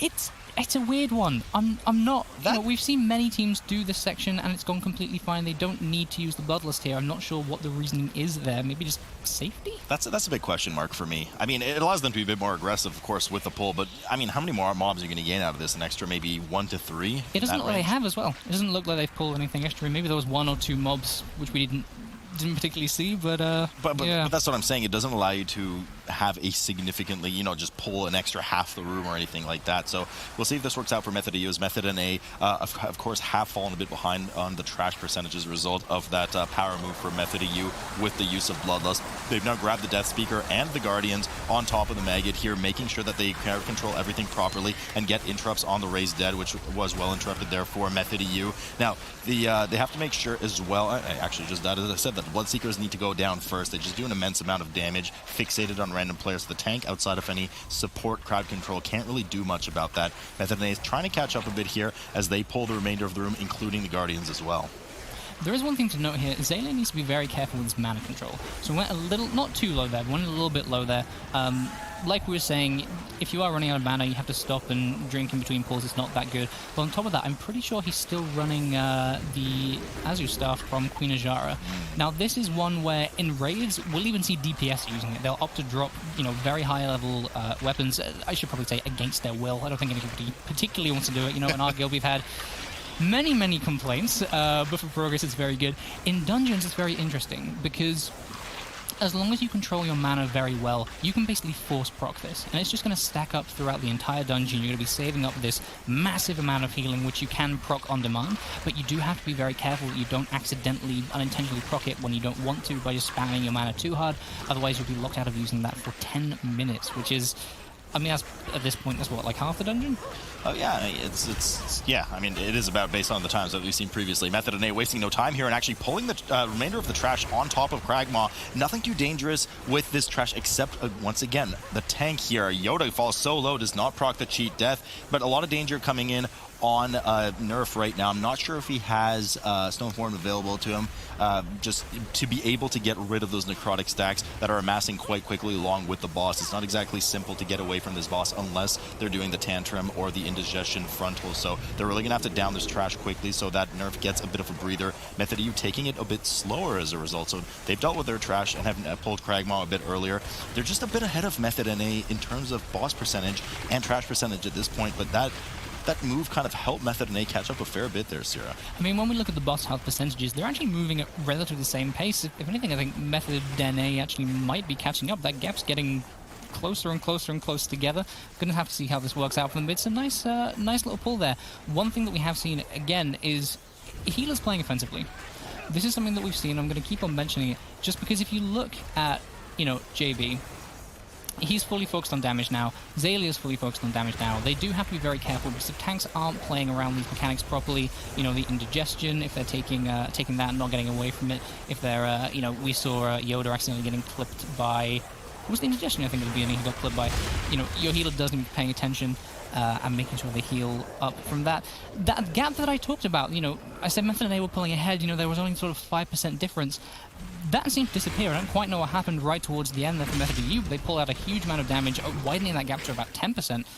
Both bosses have been down now, and we see Method EU move on to their third boss. Method EU just have the capability to do that. They did that in previous series as well, when they were actually a few percent behind the team against them, and they ended up just beating them on that boss by 15%. So Method EU can just always pull out mass single target out of their pocket, but they have moved forward. And unfortunately, Frag has actually popped his cheat death just because he does have the fixate from that Bloodswarmer in the group right now. Just shows you how dangerous it is. Is now backs up. He's at 39 stacks, 44 now. Finally pops his Racial from Dwarf and cleanses 44 stacks of Necrotic off just like that. Won't be able again for 20 minutes, but for 2 minutes, excuse me. But Gingy actually procs the cheat death now as well. Just so much damage coming in from that Bloodswarmer that they refuse to kill off, and especially when it's raging, you just can't get that much support from the tank on it. So you have to just kill it before it kills you, or try to kite it around in a circle. I mean, we've said this so many times with the rogues where, you know, proccing a cheat death in the wrong place can be very, very costly. We've seen times where, you know, you've accidentally done a little silly thing, you've procced the cheat death, you've actually then needed the cheat death and it's not been available. I don't mind Frank popping it, though. I mean, that was clearly a choice there. He said, I can do a huge amount of damage here if I stay in. You know, Zalia, keep an eye on me. I'm going to proc the cheat death and make sure that I don't actually die when the cheat death has been proc. Just, you know, give me a little top up, maybe use a little Hellstone there just to keep himself safe. I don't think that was a bad play, though. As we see, Method EU just ever so slightly ahead. Trash percentages at this point exactly the same, 73% on both sides. But interesting to note here, Method and I actually combined 2 of the Emissary of Tides from Trash on top of the boss, something that Method EU is only now starting to do with the double Defiler. So basically 1 extra Trash Mob count for Method and I that could come in handy later on. Right now as they're cleaving it down on top of Spore Caller Zancha, 3rd boss of the dungeon. Everybody's favorite fun guy boss with all the mushrooms around. We can already see that the Defilers on Method and A side are marked off in the distance, so they'll be pulled in eventually, and you'll need a 2 DPS or 2 melee DPS rotation to make sure you stand on top of those interrupts for the Shadow Bolt Volley and, of course, that Withering Curse. But Method EU, fair bit of damage coming in after that Harvest just hits the group, and Gingy is having a bit of a struggle to get healed up, but finally Zalia decides to start topping him up as the upheavals come out for the 2 teams. That is the thing with Zalia. He does like to make those choices, and it is a choice. He will sit there and say, I know you're not going to die. As long as you don't do anything stupid, I can just sit, I can finish, I can get my dot going again so that I can maximize on my damage, make sure I don't lose any uptime. But it can be a bit risky, you know, in this cup setting, and in this game especially. Method EU will be feeling the pressure. They want to perform, they want to show that it was just a fluke, so I don't know, I like the offensive play. Maybe just reassure Gingy a little bit. Just, you know, throw him a heal, just make sure he's feeling safe. Don't make anyone do anything silly by panicking. I'm sure he's sending him a bunch of smiley faces and hearts in chat as we speak, but sometimes you gotta risk it for the biscuit, Sierra. I mean, you have to go hard in these maps, especially with these 2 teams, particularly high caliber teams, high octane teams. You just... It's about just making sure those risks pay off, and you just can't be slow and composed when you're facing one of the Method teams here at the MDI. Method EU does finish the boss off just by mere moments before Method NA. I mean, just a few seconds here as they head off over to the Guardian pack right now. Method NA following suit have Shrouded as well and moved over to the same pack with an Emissary of Tides in there. They're going to want to make sure they get rid of that right away so that none of the Raised Dead casts go through. Now, this is one of the things that we saw Abra do last season, was they actually ended up jumping and playing... oh, there's a Raised Dead cast. Unlucky. Playing Horde, trying to mix it around a little bit. But I think using the Dwarf for Necrotic resets is the right play here. How much have they got left to do? They've got 17%, so they're not really that far away. Now, Zalia here, check out his mana. This is exactly what I was talking about. There wasn't really a massive amount of damage, particularly going on during that pull, and I think it's just, you know, not wanting to sit, not wanting to drink, not wanting to take a little second. You can see the Innovates there available. I don't know if that was necessarily the smart play. However, you do sort of want to think, where else are you going to use that stuff in that dungeon? You know, where are you going to need that big burst of focused healing that you can intentionally proc? You know, perhaps it might have been a better idea just to do something with some different stats on the weapon there. But do they want focused healing or focused damage out of the staff is what you need to ask yourself, I guess, in this dungeon. I mean, their gear prowess and just player power, raw player power in this dungeon is so high. Method NA now 92%, Method EU 94%, as both teams are just desperately blade flurrying in front of the entrance to the final boss. Need to get to that 100% before they go downstairs. Another Abyssal Rich being cast here for Method EU. They don't want anything to do with that, especially when in raid, so they just completely move away from that that area. Looks like Method EU is going to hit the 100% first, as Method and A still needs to deal with one of those hazard spaghettis on the left side of the screen that they're doing right now, and then they too will head downstairs. I mean, at this pace, assuming we're kind of just, you know, following the same trend of a pretty flawless run for both teams here, it looks like Method EU is probably going to grab this one first, Sierra. Yeah, they do need to be very, very careful on this final boss, though. We've seen it many, many times where one team has been, you know, it's been a very, very close game, one team has been slightly ahead, and then the Druid dies. That's the one thing we really do not want to see here. Xaylia and JB at this point, honestly, I would just be playing defensive. Like, I'd get my dots up, I'd get my damage rolling, and then I'd just be playing it as safe as I can, because if they die, at that point, you know, unless you're on a very, very low boss percentage, it can be over. And we've seen teams lose horrifically from a very strong lead. We do see Method A popping Bloodlust here as well. I'm sure Method AU will follow suit in a second. They don't have it right on the open, though, just because they did that slightly delayed Bloodlust. I don't know. I don't like it. Weird. I don't like it either. I don't back it. But nonetheless, I mean, they'll get it here in a sec, but it'll be after CDs have already been popped. Adrenaline Rushes are down for the Rogues. Avatar is down for now as well. Of course, he does have frequent access to that as a prot wearer, but does just not sync up as nicely with Method and A. However, I don't think that the synergy of the full-blown CDs with Lust and the pre-pots available for Method and A is enough to catch up to Method EU. It's not like they completely lose the Bloodlust. They just popped it right now as we speak. So they'll probably still be able to pull ahead. Definitely. It's very interesting as well, you know, talking to Now before the run, he said that actually he was expecting NA to take this game. He thought that, you know, that was they were stronger in that dungeon, that they're going to be stronger in the next dungeon.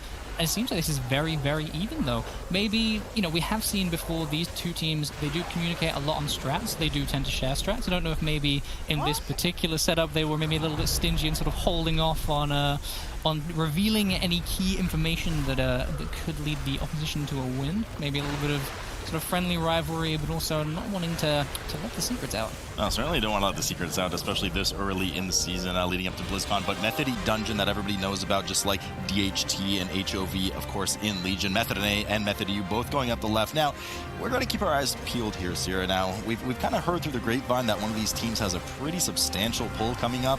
Now, of course, if it doesn't work out, it'll just look like a miserable mess. But nonetheless, there should be something pretty substantial coming out from one of them. Definitely, there are whisperings on the Method EU side that maybe Priestess room is where we need to be looking. They didn't want to tell me anything.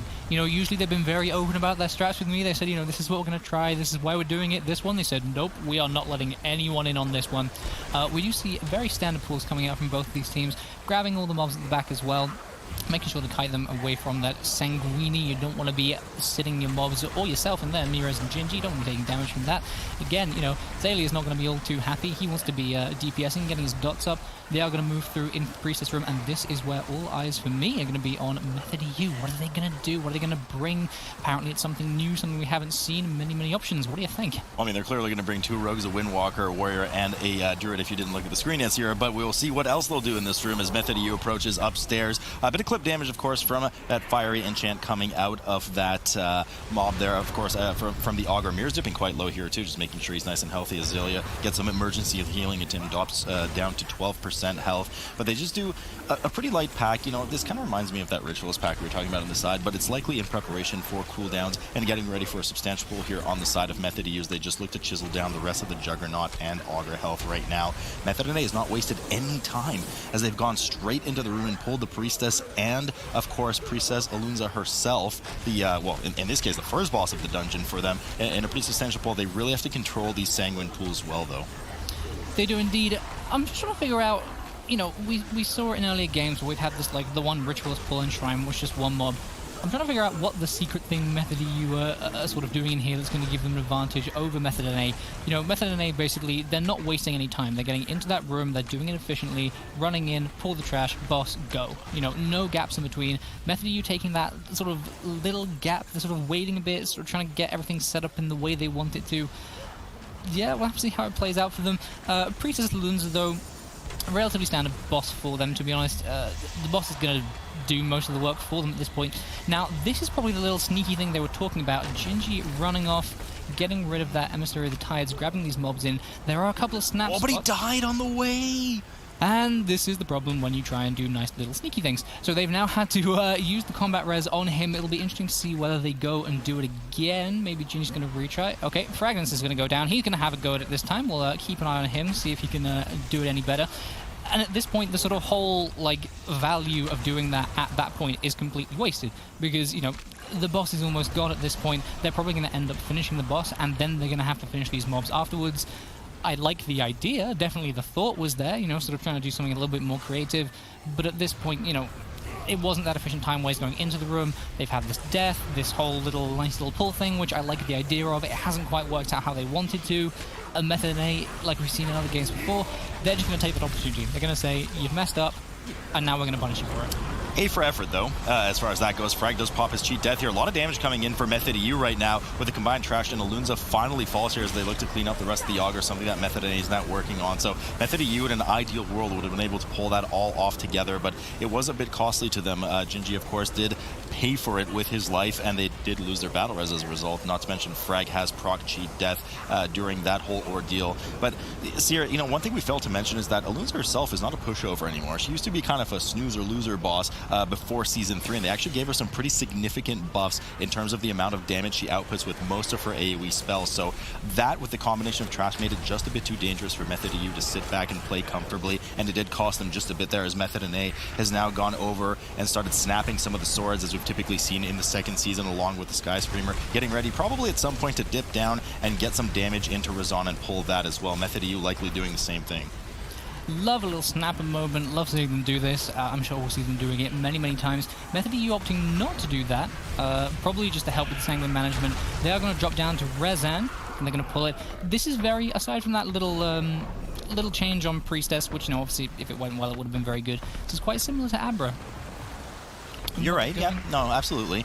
We're going to see the Dino Snap here coming in for Method in A now that we've seen that in the previous season before as well. They have to be very careful with the swords that are about to die, as they're going to drop this Sanguini, Christini pools right under them. They don't care, though. As soon as that drops now, Nerf jumps down and snaps the dinos downstairs, getting ready to combine it with Razan. It is going to be an absolutely dynamite pull here, combining the T-Rex and those Horidons, essentially, on the side, just getting ready as they come in a moment. But they have to be careful. You know, this was mentioned in the previous series here. I wasn't on the desk, but Razan plus Sanguine, not a very good combo. Razan is a very snoozer boss in terms of doing very long casts, starting to fixate, moving slowly. So if any of those dinos die in a bad spot, it's going to be pretty disastrous for Method in A here. Now, one of the things I do like about this, though, is that pretty much all the mechanics, aside from the thrash there, can actually just be LOS'd. So this is something where most of it's going to be going on JB, and even if it doesn't, they can just jut behind this little staircase here, and then they don't really have to deal with those mechanics at all, which is something that, I mean, you can do it when you're upstairs. It's not that easy to do. Yeah, again, very similar to what Abra's doing. I think Abra was slightly unintentional, but they do have to be very careful now. These mobs are getting down very, very low. Those Sanguine pools are going to be spawning, and it doesn't seem like they're moving the mobs or Rezan. Maybe he's just in a very good spot. That's very close. That is very close. That's very tight there. They have to be extremely careful with what they're doing. Well, I mean, those Sanguine pools have to be within the center of his hitbox, right? So they're just, I mean, they're literal single digits of yards away from Razan right now. So, I mean, they're extremely practiced and confident with this particular pull here. As you can see, I mean, Nerf didn't even bother running away from the boss. He just went max melee range and kind of dropped the mobs along Razan's red circle hitbox just to make sure that they don't sink in there. Nerf's taking a bit of chunk damage, of course, from that debuff coming from the boss with the bleed. Does a fair bit, but nothing that he and JB cannot handle together as a team. Razan now down to 20% for Method EU, and Method in A only at 50% on the boss, but they do have a pretty substantial trash advantage right now with 73 versus Method E's 56. This is the thing that we saw with Abra and Paint For Fem as well, is that one team was focusing more on the bosses and one was focusing more on the trash. And in that game, the team that had more trash earlier seemed to do it quicker. I'm not sure if that's something that we'll see here. They're both putting in very, very good performance. Method EU, Rezan about to go down for them. Predictions on the middle pack. I'm intrigued to see if that's something they will play. Are you talking about Method EU? Method EU, yeah. Because the middle pack's already done for Method in A at this point. Oh yeah, we've been talking about it. I'm intrigued to see if Method EU are going to follow suit. If they do, they probably should have just stamped it down. Yeah, no, you're absolutely right. It looks like they're prepping here for another snap pull on the side. We can already see now in position here for Method EU. They're at 56%, and I mean, If they do, it'll be soon, right? They usually do it on the side bridge here with a snap, but they actually do it. There it is right now. So Method EU has combined quite a big pull here. Not only the middle pack on top of it, some of the Sky Screamers as well with a ton of swords. So you got to make sure you move out quickly because the amount of sanguine that piles up there from those small little swords is pretty substantial. Each pool, of course, it does stack, even if it's put in the same spot. Method NA now just finishing up, though, with Razan, as Method EU essentially tries to kill off the rest of the trash that Method NA had already efficiently and well combined with Razan. Upstairs they go, and right past where Method EU technically is. For sure, so I was literally just about to point out that at this point, they both killed Priestess, they both killed Razan. We can see at this point they're basically at the same stage in this dungeon. You know, sometimes teams will opt to go down to Razan first, and then one team will go left, or, you know, a team might go right towards Volkal, and then it's quite difficult to be able to pinpoint who is actually ahead. You can get a rough idea, but at this point we can see that Method NA roughly 10% ahead in the trash. Method EU about to get a few more percent as they kill these final mobs off. They are going to be heading towards Volkal now. This is one of those bosses where, and at this point we need to talk about min-maxing. It's not something that you can just run and do it normally. We want to be seeing the spread damage on those totems. They want to be going down exactly the same time. You want to see the healer contribute, you want to see the tank contribute, you want to make sure those explosives, no explosives going off. That's something that we've seen previously in this dungeon, where explosives going off in the wrong place, somebody's dropped a little bit low, they've wasted at a cheat death, and again it goes back to, we saw some cheat deaths proccing earlier. It seems like most of them are pretty much off cooldown now, so if at any point they do unfortunately make a mistake, they will have that safety net there available to them. But, you know, it really should be no problem with the explosives. The explosives spawn near entities. So as long as you keep the boss near one of the 3 totems, you're always guaranteeing that an orb will spawn near one of the totems, where likely they're going to position at least 1 rogue per, and the rogues can easily just flurry those down in a matter of moments. Method NA now dealing a pretty substantial pull here after the Emissary of Ties that they skipped that was stacked with that Sky Screamer. They did well to first sap it and then, of course, root it as they pulled the Sky Screamer out of the pack so that they can get the interrupts on that AoE fear. Method EU is hot on their tail right now as both teams are looking to kill off the rest of the trash on the stairs leading up to Volkal with a rather mean pull that everybody skips. Now, fortunately, this is not a Void Enchanted dungeon, as usually there's a Void right there in the middle of that pack in front of the boss, and you're unable to shroud. But the Blizzard Gods were merciful on this one at the MDI, so we don't have to deal with that mess here, as the 3 rogues do indeed split off for both teams and get ready to get these totems down ASAP. Let's hope they won't be so merciful next week, because that's very fun to watch. It's not fun to do, but it's fun to watch. Yeah, but we don't have to do it. Exactly, that's what I mean. We're sat on the desk, we're chilling, we're having a good time. Very fun to watch, not to play. They do start very efficiently on Volkal. Looks like one of the totems is slightly ahead of the others for Method EU. There's nothing that they won't be able to clear out with too much difficulty. Method NA maybe letting one of their totems go a little bit higher, but it's alright. They do progress into the second phase. At this point they are neck and neck. Whatever happened previously with the weird Priestess stuff is completely irrelevant at this point. It's only a 5-second difference on the death timer. Method EU slightly ahead here, but it is very, very neck and neck. Yeah, you know, it's something out of a horror movie, the weird priestess stuff that you were talking about earlier, but let's just move past that one right now. Method EU do indeed, and it could be critical by the end of the dungeon, have that 5 seconds extra death penalty on the board earlier. They did commit a battle rest to it. Both teams going to get their bloodlust up soon, but they will, of course, save it likely for the final boss of the dungeon, Yasma. Now, Volkal is just a boss that, you know, we all know it already, inside and out. Of course, has that aura where he damages himself, and a tremendous amount of pulsing on the players as well. Now, this boss, if I'm not mistaken, Sierra, along with Priestess Alunza, were actually both hit by the buff that essentially in patch 8.2. So the AoE pulsing from Volkal is actually substantially more damaging than it used to be in the previous season. So it's something to watch out for, and it's definitely putting the healers on a more defensive heal here. Definitely, you really need to pick your moments as a healer to DPS. We do see Zalia and JB pumping both over 20k for JB and 23 nearly for Zalia. You do have to be very, very careful though. What you'll see with this boss is that, like you say, it is ticking damage. It's not necessarily big bursty damage where you have to be, you know, particularly afraid. And what you'll see these Rescuers doing is just dropping an F low. They'll stick a Wild Growth every now and again, and they'll basically go, you know what, the rest of it, you deal with it. Use a defensive, use a health bar, I don't really care, I want a DPS, but they do need to be very, very careful when they're doing this, because as you can see, Ginger's dropping, you know, it's not dangerous levels, it's not to the point that he's gonna die, but it's to the point where he's a little bit uncomfortable, and then, you know, I'm sure once they finish this boss, they'll just top them off and they'll move on to the next boss because they are fully done with their trash on both sides. Both of them. I mean, within certainly less than 5 seconds on each one right there. But it's important to note, I mean, the monks can help dispel at least one of the diseases that comes out from Volcall, but neither of them on either side tried to help out with that. They're just all sight on maximum DPS while letting the healers kind of just heal through one of the extra damage over time effects from Volcall more. Method has now started their RP as Method, you're heading up the stairs. This is a close one, Twitch chat and those at home right now, as Frag unfortunately gets hit by a spider on the way up the stairs, but fortunately does not finish him off, and they're about to pull Yasma here, wasting absolutely no time. Method EU, here we go. Bloodlust has been popped for them. They do have to win this boss by 5 seconds or more in order to overcome the death counter. So, did a rough count in my head there. It was about 5 seconds between them when they pulled. So really, Method EU just need to go full steam ahead. They can take this game. They can get that redemption that they've been seeking so hard. I wasn't 100% sure if that Bloodlust was going to be up for this boss, but they have, showed that they can time those Bloodlusts properly when they want to. They had a very standard run by the looks of it for them. They're going to be doing as much damage as they can, especially considering that at some point, this room's going to get massively filled with spiders. And we've seen for some other teams that's been a bit of a pitfall for them, where, to start off with, there's not that many. It's very easy to dodge. You'll just do this little sort of square poker dance around the room, and then as it gets more filled up and as those nerves creep in, maybe they are fully aware that there's only like a 5% difference. Maybe they do have it on the second screen. Maybe they're glancing over and just being like, okay boys, this is close. Maybe they are feeling the pressure. Hopefully not. I hope they can hold it together, because I would love to see them, even despite that little pre-test mishap, be able to win this game. I think it'd be very good for their confidence, very good for their mentality going forward into other series. Certainly will. Both teams polka dancing around all the spiders as some of the pools are put down on the side of Method in the corner, and they deal with, of course, the ghosts on the side, just leaving them out of the pack, making sure to flurry them down as they come in.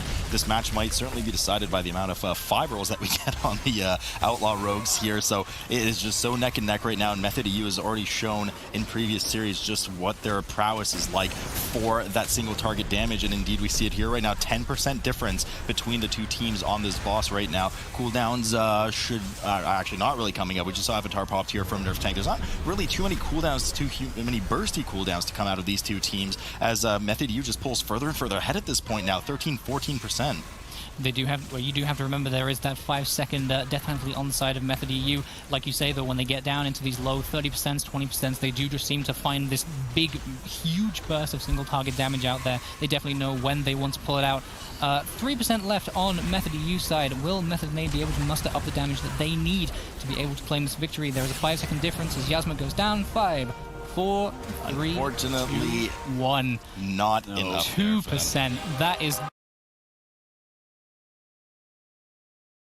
It's a time trial dungeon, so some of those teams actually have streamed their time trial once, so we know a little bit about their strategies. But yeah, again, interesting to see this Brewmaster coming out of No Girls Allowed here. Let's see how it does. Yeah, it's also going to be interesting to see how much damage Fly Me Out and Elismir on that Holy Paladin is actually able to do relative to how much Edel on that Resto Druid is actually able to do. You see Elismir pumping over 65k DPS, where you actually see Edel doing somewhere in the range of like 35. So the Lightforge Drain Eye Racial as well on that Holy Paladin also allows for a significant amount of AoE. So it's definitely going to be interesting to see what strategies these two teams actually do employ going through here. Yeah, we see No Girls Allowed having, Edel just being himself here, making sure not that you don't pull anything from one pack to the other as they jump down to this room. One thing to note about Waycrest, of course, is that on live servers there's different doors that can be open each time. It's RNG, but in the cup here, it's always going to be the same door that is open. It's always going to be top right. So you always there's no RNG involved with the doors, and also you have the witches spawn in the same location, so no RNG there either. As both of those teams go straight to the boss team, we see Fly Me Out actually popping that Bloodlust while No Girls Allowed is saving it. Yeah, it's definitely going to be interesting to see what No Girls Allowed end up saving that Bloodlust for later on in this instance. You actually did see No Girls Allowed sapping all the mobs off to the side and pulling those toads towards the middle to make sure that they didn't end up bolstering anything. And then they're going to probably end up pulling the Acolytes into the Heartsbane Triad a little bit later on. Fly Me Out here, making sure that they do have, while they have Milady active, that they are continuing to move to make sure that they don't end up taking too much damage from that dot that she actually puts on you. Yeah, and this is a tyrannical setting. Now, the last time around in the spring season, we saw this dungeon on 45 only. So Tyrannical making these bosses a lot more difficult, especially the Striated boss, just doing so much damage. As you can see, Edelweiss jumping so low from the Nettles that has been casted on her. Now the Nettles will just do an initial hit damage on a random player, which is not the tank, and then it applies a grievous effect to you that if you're not healed above 90% HP, then it's just going to continue to do damage to you. And this is very important because the boss that is active after this one will be Solema, which does have a 50% healing reduction aura on everybody. So if you don't heal the Nettles away, the debuff away, until the next boss is being active, then you're probably not going to be able to heal it away anymore because of the 50% healing reduction aura. Yeah, you actually do see No Girls Allowed here grabbing some of those mobs off to the side and pulling them into the boss. Of course, they're going to make sure that they still continue to cleave down the bosses as quickly as they otherwise would. Just going to try to kill these mobs evenly with the bosses, because bolstering up the bosses would actually be pretty detrimental to you, like getting hit by any of the casts or any of the melees. Even as a super tanky tank like a Brewmaster Monk actually ends up being a lot of the time, could actually spell disaster for them. But it looks like Team Fly Me Out and No Girls Allowed are going to be both downing Heartsbane Triad at about the exact same point. Yeah, you see the Nettles going out right before the boss dies on Fly Me Outside, but they did manage to finish it off for both teams. Now, of course, Fly Me Out did not pull any trash on top of the boss, so they want to deal with this right after. You saw the saps here coming out on the higher HP mobs and just finishing off the rest of it with the Emissary here, because of course bolstering preventing you from dealing with the smaller mobs and the Acolytes at the same time. So I really like this pull by Fly Me Out, just so seeing the Acolytes, pulling the Emissary with the smaller mobs. I like it. Yep, you actually do see on the side of No Girls Allowed, they're waiting for the Jagged Hounds to make their way around the room before pulling them into this like corridor doorway area. Just because again, bolstering, if you end up bolstering a lot of the mobs that are out in that courtyard area, they just become impossible to deal with. So you actually need to take those hounds pretty slowly. Where Fly Me Out here, they're dealing with some of these Mark Sisters, these guards that they have out in the corridor, because of course they don't have Shadow Meld, so it's very challenging for them to be able to reset any of the Void Emissaries or some of the trash that is actually in that hallway, like we did see from the side of No Girls Allowed. Yeah, we see No Girls Allowed actually popping their Bloodlust right here. So they're doing a pretty significant trash pull, as you can see, on top of the Emissary here as well. So they want to make sure they finish up this Emissary as fast as possible, because, of course, you don't want to get hit by the cast multiple times, as all of them already have one stack except the Rogues, who did use their Cloak to get rid of it. But Edelweiss and Trell do not have an immunity like that, so they definitely don't want to get a second hit on them, as it would probably just one-shot them. But they're doing pretty well finishing up this pull. They're on 20% trash now. So the Bloodlust usage actually paid off compared to Fly Me Out just having to use it earlier on this pull. It's definitely going to be interesting to see if they're actually able to benefit from this Bloodlust usage. They're pulling it, or they're using it like they're going to do the dungeon sub 20 minutes as well, because they're playing like they're only going to get 2 of those uses of Bloodlust. Something interesting that they're doing right here is they actually shrouded past some of that trash there, including an Emissary, the Tides, and they're pulling Soulbound Goliath with severely restricted rooms. So it doesn't allow your tank to get really good fire resets on those stacks that he ends up stacking up on the tank whenever he does end up meleeing him. But Brewmaster Monk with Stagger is actually one of the best tanks at tanking Soulbound Goliath. Yes, one interesting thing you said about finishing dungeons under 20 minutes, which, you know, it could work because there's some teams who did it in 18 minutes in the time trials, but both No Girls Allowed and Fly Me Out had over 20 minutes. They had 21 minutes and 23, meaning that they would get 3 Bloodlusts. But No Girls Allowed, definitely confident, as you mentioned, they're going to do it under 20 minutes now because they were saving their Bloodlust. If they were planning on doing it above 20 minutes, they definitely would have used their Bloodlust earlier to get a third usage out. So very interesting to see that No Girls Allowed is confident, and they probably changed their strategy to just be faster, or maybe they just, you know, had trouble in those 5 tries they had in the time trials and just didn't meet the time that they wanted to.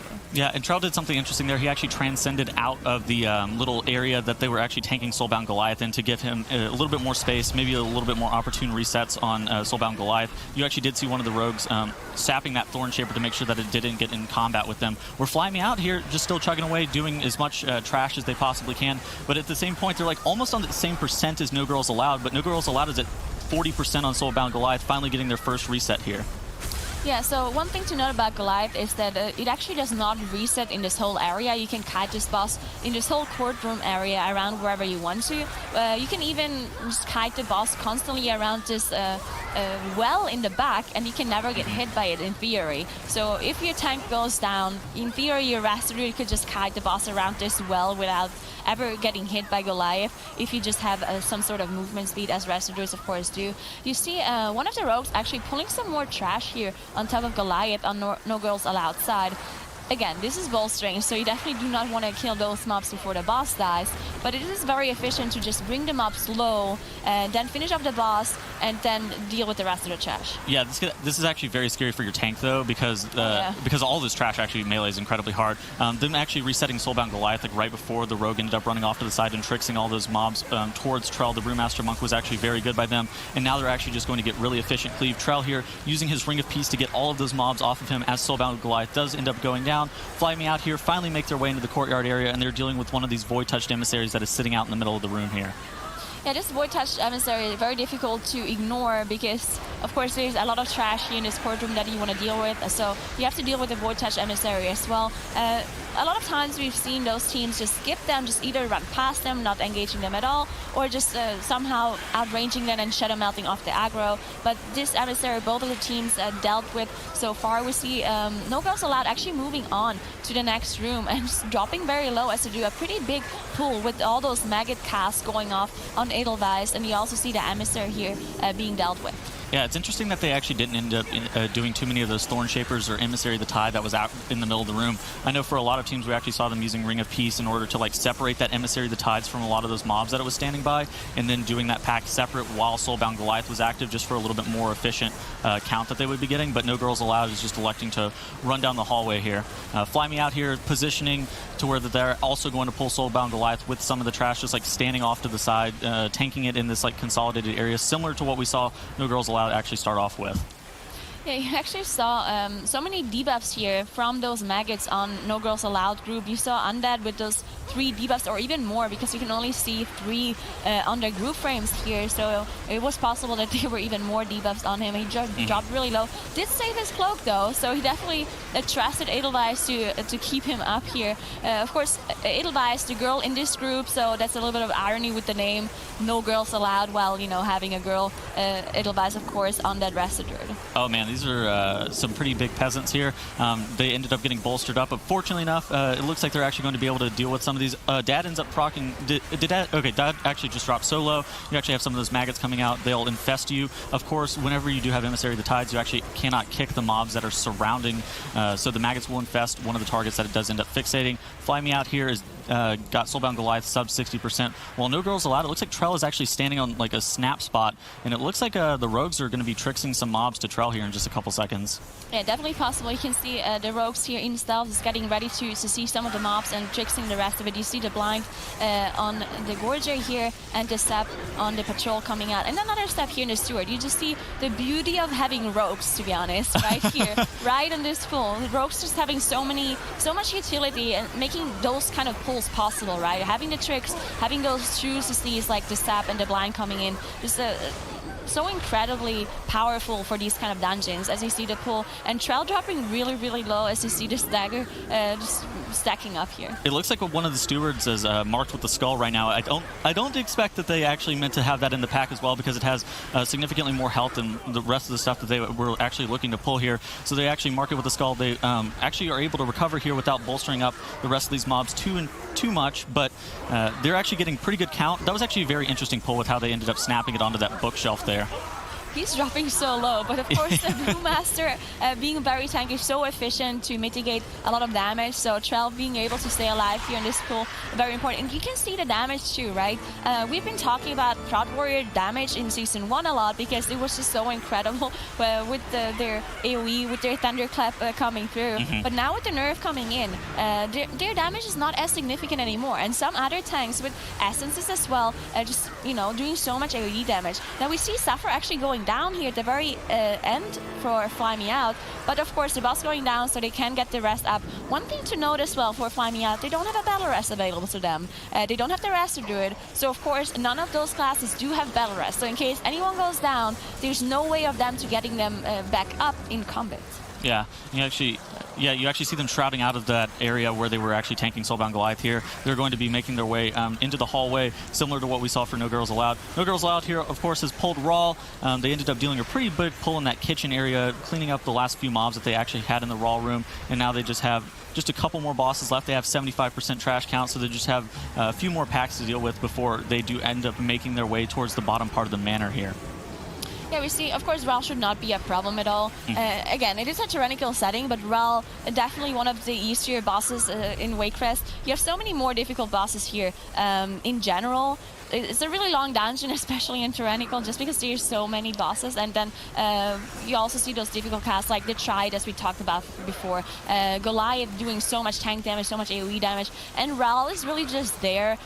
You just have to dodge his abilities, which is not a very big deal. And with the bolstering setting, that means that you can't really pull any trash on top, which is something we've seen in the last seasons where you had those DKs, where you pulled a bunch of mobs on top of Ral and just nuked everything down. But of course, on a bolstering setting, you don't really want to do that. Yeah, Fly Me Out is doing a very aggressive pull here. They actually ended up picking a very interesting time for when they ended up popping their Bloodlust. Most of the time, teams will end up using their Bloodlust whenever the mobs are already grouped, whenever people are kind of set up and able to do as much damage as possible.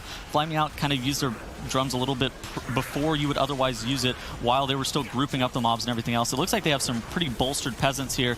This can actually be a pretty scary pull from them. Look at the HPS that the Holy Paladin is pulling off here. 83k HPS coming He's also out of the beating a rogue in DPS too. Yeah. Yeah. So definitely. Oh, we see 2 rogues actually going down here on this pull. We see probably just like a really big bolstered mob here, just finishing off the rest of the groups. You can see here what bolstering does to your group. You see those Gorgers just jumping around, being super bolstered. The bleed was doing so much damage, pretty much one-shotting the whole group. So definitely a huge mistake by Fly Me Out here, having a full team wipe coming in. But this is also the difficulty of bolstering that you can see here, right? If you do anything wrong with the bolstering, if you don't get the CC right, then there's nothing you can do. You either have to reset with Shadow Melt, which of course Fly Me Out doesn't have available to them because of the Paladin, or you have to have a full team wipe. Yep, and No Girls Allowed here again showing the power of snap spots, making sure that mobs get grouped instantly. It's definitely one of the most powerful tools for making sure that your pack is grouped up just as tightly as possible so that everybody is able to get just the most efficient cleave. Especially for bolstering, right? Exactly, especially for bolstering whenever mobs actually, especially if mobs have differing health pools and you actually need to be able to cleave off of the main target than just cleave onto smaller, lower health targets that are around it. Fly Me Out's strategy though for how they were actually using their Bloodlust with that pull was actually pretty cool with how they ended up using the snap spot, but it just became an issue of execution where No Girls Allowed here has had very, very strong execution as they make their way towards Lord and Lady Waycrest. They're probably going to be looking to Shadow Melt off all this trash that they are pulling right behind them. And they are making their way towards the big pull inside of Lord and Lady Waycrest room right here. Yeah, Trell might have had a problem getting off the Shadow Melt here. No, never mind. She is out of combat, so they did manage to get the full reset coming in. But yeah, No Girls Allowed, very clean. This is very similar to their play that they had in their shrine earlier, where they almost beat Method U actually. Did a very, very good job. So good to see that No Girls Allowed recovered from this very bad MOTHERLODE that they had earlier and doing a really good job here again. 0 deaths, 82%, finishing off this trash here. And then their last 2 bosses are left for them. Again, tyrannical settings, so there's still things that can happen on the bosses, but having a very clean run so far. Yeah, it'll be interesting. I don't know if that Mark's sister was actually supposed to be pulled. I know a lot of time groups just kind of leave it off to the side, leave it sapped or something like that. But No Girls Allowed actually either accidentally getting in combat or electing to pull it. It's interesting because with bolstering it could actually be very dangerous, but it looks like they're going to be able to clean up that pack, and they're going to be looking to pull Lord and Lady Waycrest here in just a couple seconds. Where Fly Me Out finally entering Raw's room. They have some of the mobs CC'd, and they're going to be looking to group some of them up here and just DPSing them down before engaging Raw. I just pointed to Fly Me Out just because the Holy Paladin was doing 90k DPS on this pull before, and it's still the damage meter did not reset, so they stayed in combat. And you can still see he's doing a consistent 50k DPS, so definitely just doing a lot of damage as a Holy Paladin, but still struggling with a lot of other things. It might not actually be the Holy Paladin's fault so far, because the wipes they had was just a bunch of mobs bolstering, right? So nothing he could have done. I'm not completely sure if I like the Holy Paladin yet, but it seems like it can do a lot of damage. So the biggest problem probably just being that it can't be an Night Elf, right? Not having the Shadow Meld available to them, but definitely showing that it can be good. I mean, I think you hit on it perfectly. I also do think Holy Paladin is good in certain situations, but I think it's not the best in like pretty much like you're just playing it in all situations just because you're a Holy Paladin main. You're probably missing the mark for where it's actually good. But you actually do see the DPS that Holy Paladin is actually able to put out is very, very strong for that. No Girls Allowed here. With the Resto Druid and the full Shadow Meld comp, it seems like just the strategy that you're able to create with that kind of stuff just enables you to be able to pull in just like completely different ways, and it makes you able to like think outside the box in terms of what you're pulling. No Girls Allowed here actually has Matron Alma with them? Oh, okay. What? Okay. Yeah, I just realized right now. Wow. Okay, so I assume this was intentional. I assume I think it got tricks to him. Yeah, one of the rogues went up and tricked it to them. Very interesting to see, because Alma is not something you want to have on top of this boss, because this boss does a lot of tank damage, right?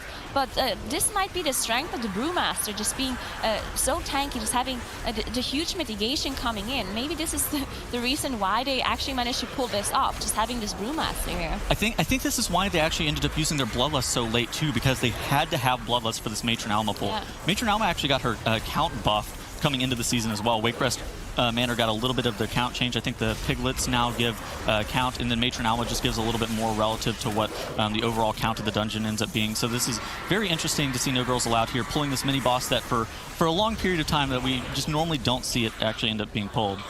Yeah, I like this a lot. So they only need 8% trash here. They, of course, are using that Shroud to go to the last boss here. They don't have the Bloodlust for the last boss, which is something we've seen in the spring season a lot, that people would save their Bloodlust for the last boss.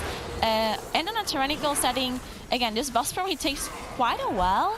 But all they have to do is deal with the slavers, of course, making sure they pick up those lanterns to burn them once they die, so they don't respawn whenever Gorak Tool casts the resurrection, and then they're going to be fine. Of course, the longer this fight takes, the more damage is going to be happening on the group, but they should be just fine here. Yep, you actually do see Fly Me Out here. They're going to be downing Rawl in just a couple more seconds, and then they will be making their way towards Lord and Lady Waycrest. But at this point, it would take a few major blunders from No Girls Allowed for them to even be able to catch up. No Girls Allowed just had like a super commanding lead, and with Fly Me Out having that full wipe on some of the trash in the hallway, it just kind of sealed the deal for them.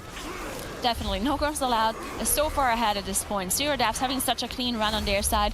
One thing to note as well is that they pulled Gorak Tool. Well, Atal'Dazar didn't even have full mana. She just walked there, engaged the boss immediately, didn't even take the time to sit down and have a fish feast to regen the mana. She just, you know, says, I don't need mana for this boss, let's just pull, let's go. And she was opening, of course, in stealth, doing as much damage as possible, as you can see in the damage meters, doing 20k DPS. And also, one thing to note about the Brewmaster, it seems like they can do more single target damage than Prod Warriors, because Prod Warriors always seem to struggle a little bit on bosses, while Trell is doing almost 30k single target DPS here. Yeah, one of the major things that Prot Warrior does in fact bring, and for Waycrest Manor specifically too, Spell Reflect is actually super good in a lot of situations. I know you can Spell Reflect Wasting Strike on, you can actually Spell Reflect Wasting Strike on Lord and Lady Waycrest. You actually see Edel here jumping up on this little lantern area, and then they're going to be looking to pull some of those mobs that are actually going to be able to give them 100% count on Gorak Tool, while Gorak Tool is sitting at sub 20%. This actually can be kind of dangerous, especially for your tank getting meleeed from these Gloom Horrors.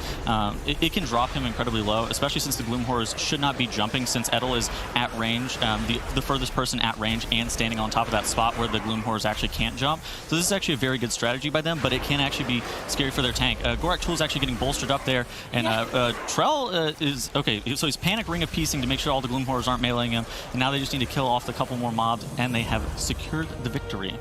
A very clean run here by No Girls Allowed, taking game 1. What No Girls Allowed has up their sleeves here in this dungeon, while Fly Me Out did have 17 minutes. They only managed to get 8th place here. And again, we see the Holy Paladin, of course, which probably is going to cost them quite a bit because Shadow Melt is pretty important in Freehold, to be honest. Yeah, and it's also important to note that you can actually see Trell. He actually swapped off of that Brewmaster Monk and swapped back to the Prot Warrior.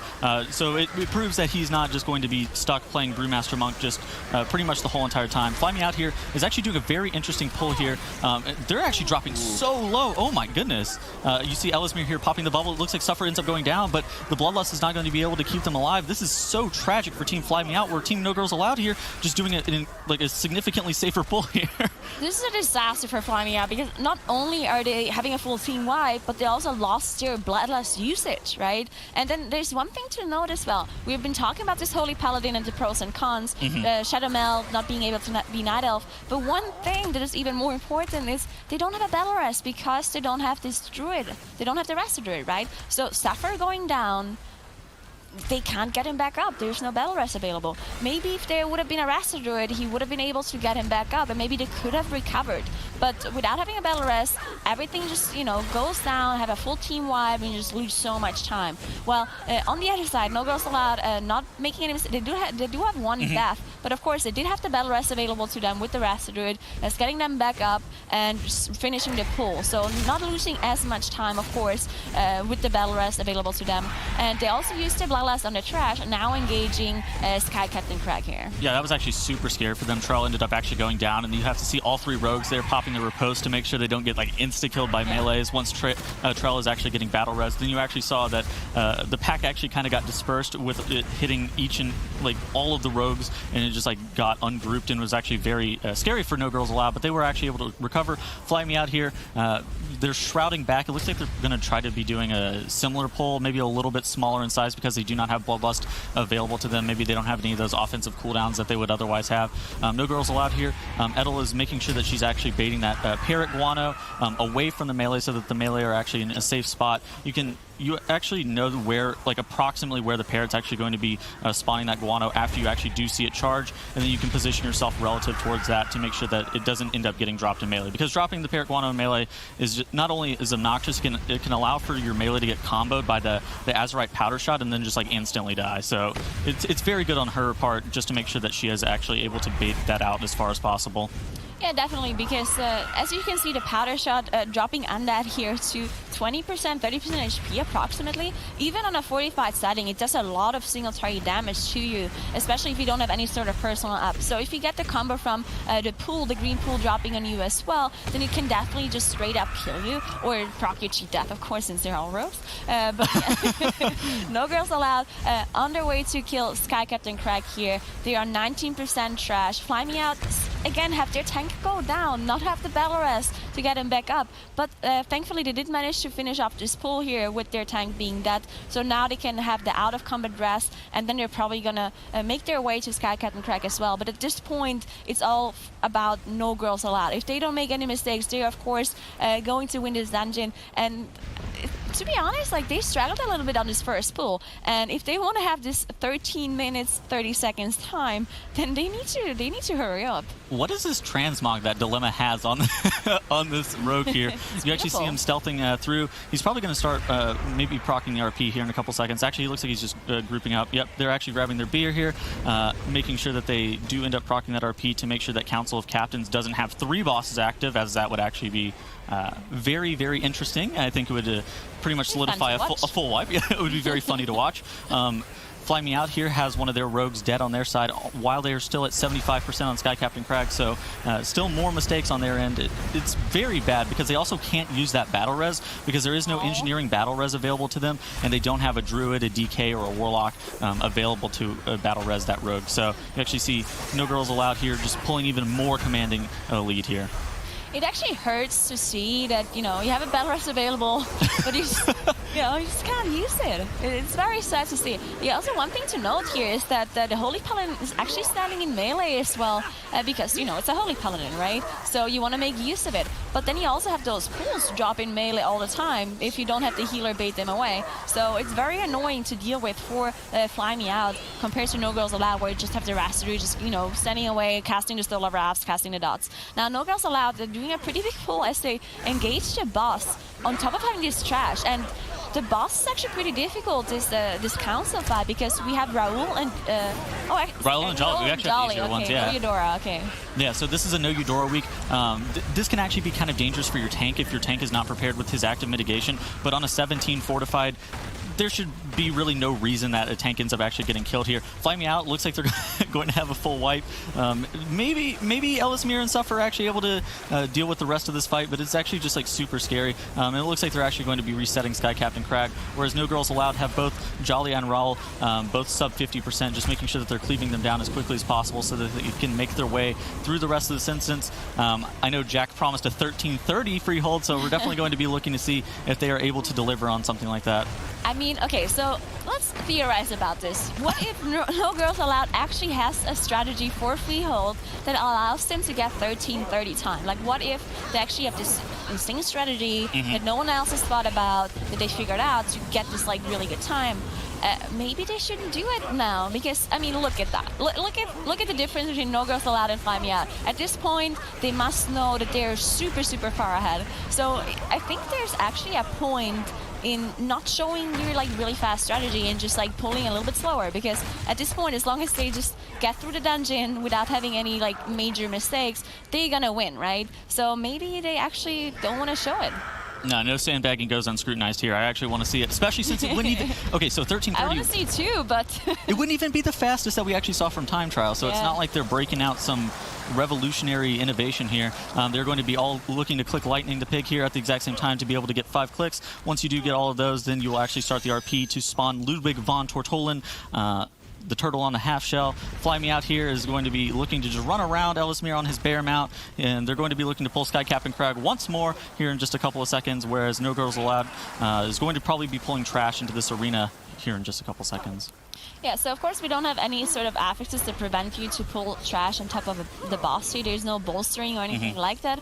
Now, of course, Grievous and Quaking does make it a little bit more difficult, but you can still do it without any major problems. So they probably want to pull this on top of Ludwig, as we can see it being pulled right now. Now, this is a lot of tank damage, especially Quaking is actually a huge deal for tanks because it does percentage HP damage, right? So Quaking does do a lot of damage to tanks. It is magic damage as well, which is in general a problem for prod warriors, right? So if you have some bad Quaking timing on top of any other abilities, then it can cause problems for the tanks. Yeah, you actually do see Charles there popping his shield wall, making sure that he is actually able to stabilize through Ludwig plus all that trash that they ended up pulling. And it looks like Fly Me Out's just kind of running around on their mount, while No Girls Allowed here just continuously pulling and trickling in some of the trash onto Ludwig as well. So No Girls Allowed is actually doing a pretty good strategy for how you end up actually dealing with this. This is actually just like super efficient. There's like some neutral mobs off to the side as well. A lot of low impact mobs that you can actually just like CC or just kind of deal with easily while you're actually just tanking Ludwig, just as long as your tank is okay with the damage output that actually occurs here, because overall they don't actually do too many mechanics that actually endanger the rest of the group, only the tank. Yeah, so one thing to note here for No Girls Allowed is that they have a really good showing here in the dungeons that they played well, the ones that they practiced, right? They practiced Shrine apparently because they did really well there, and they definitely practiced Freehold as well.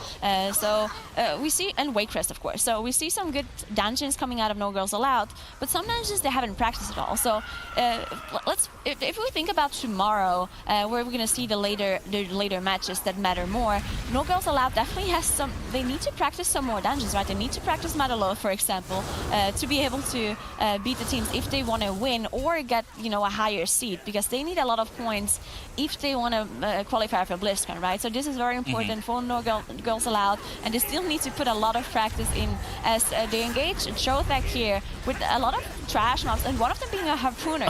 Now, Harpooners, they're pretty annoying to deal with because they grip you in, right? Now, having the Whirlwind from Trothek going on while also having a grip can definitely cause some really big problems. Yeah, Yeah, in addition to that, the scrappers there will fixate. With that blind rage, actually, you do see on Sistara, you can actually end up gouging it off or stunning it off or something like that. So there are ways to get that scrappers fixate off of you, but it can actually be very dangerous, especially if they do connect with you and they start hitting you once they are under the influence of that blind rage. Looks like Fly Me Out here is going to be killing Sky Captain Krag here in just a couple seconds, but no girls allowed. 60% on Trothak. Seems like it's pretty much in the bag for them for the most part. Yeah, definitely. I mean, they can relax now. That's definitely something that will help your mentality, right? You can just be like, you know what, just play it safe. We're really far ahead. Just make sure we finish this dungeon without any major mistakes, and we're going to be fine. So they can definitely take a breather here for No Girls Allowed and can think of tomorrow, maybe even. Think of their MOTHERLODE and rethink their strategy for that dungeon. Well, they pull some neutral mobs here on top of the boss as well. Now, again, I just want to mention the axes again in this dungeon because they don't seem as difficult, but with those kind of pulls that those teams are doing, right? Because they always want to live on the edge, basically. They want to pull as much as possible, make the pulls as risky as possible to gain as much advantage while still being able to do it somewhat safely, so you don't have any major mistakes. But having Grievous and Quaking is just so much damage that can randomly happen, especially on the tank. So you really go watch out for that, especially on this very last boss room, because I've been watching some of those teams practice this dungeon, and I've seen tank deaths a lot on the very last boss room as they pull trash on top of the boss. Yeah, so a lot of teams are actually going to be looking to pull trash on top of the boss for Harlan Sweet, and the reason for that being, like you were saying, is that he actually does a Cannonball Barrage ability, and for some reason the Cannonball Barrage will end up hitting all of the trash that is surrounding Harlan Sweet, and I think it has something to do with like the achievement for the dungeon or something weird like that. So it does like a pretty sizable amount. So you actually see a lot of teams pulling just almost all of the trash in the Harlan Sweet room and pulling it right on top of him and using those Cannonball Barrages in order to be able to kill him. No girls allowed here. I think one of the major strategies for how you actually end up doing this as well is you're going to have your rogues and your Pot Warrior jump up, and then you're going to have your Wrestler Druid with Human Form Wild Charge. Wild Charge to one of the targets as well, and then they're actually able to skip all of the Void Emissary and all that other stuff that is standing in that walkway there. Yeah, that's exactly what they did. Edelweiss using that Wild Charge to a friendly player here.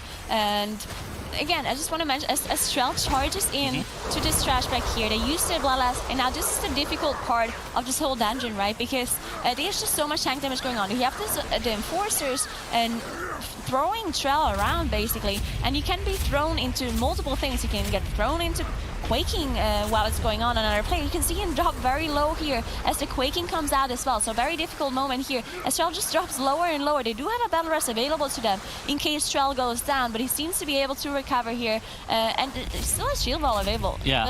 Yeah, he also does have Rally as well in case he wanted to increase his health. I think using Shield Wall there could have been decent, but he's probably saving it for the next dungeon. For the next dungeon, no, probably for the next pull that they're going to be looking to do in the Harlan Suite as well, as that can also be pretty dangerous if he's.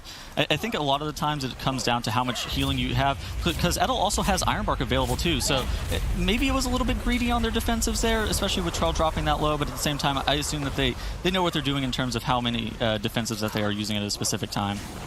Yeah, definitely. They seem to be pulling a lot of trash on top of this boss here, which is not something I've seen from other teams. They did pull some trash on top, but not this much, just because of the tank damage coming in. But they seem to be very confident here.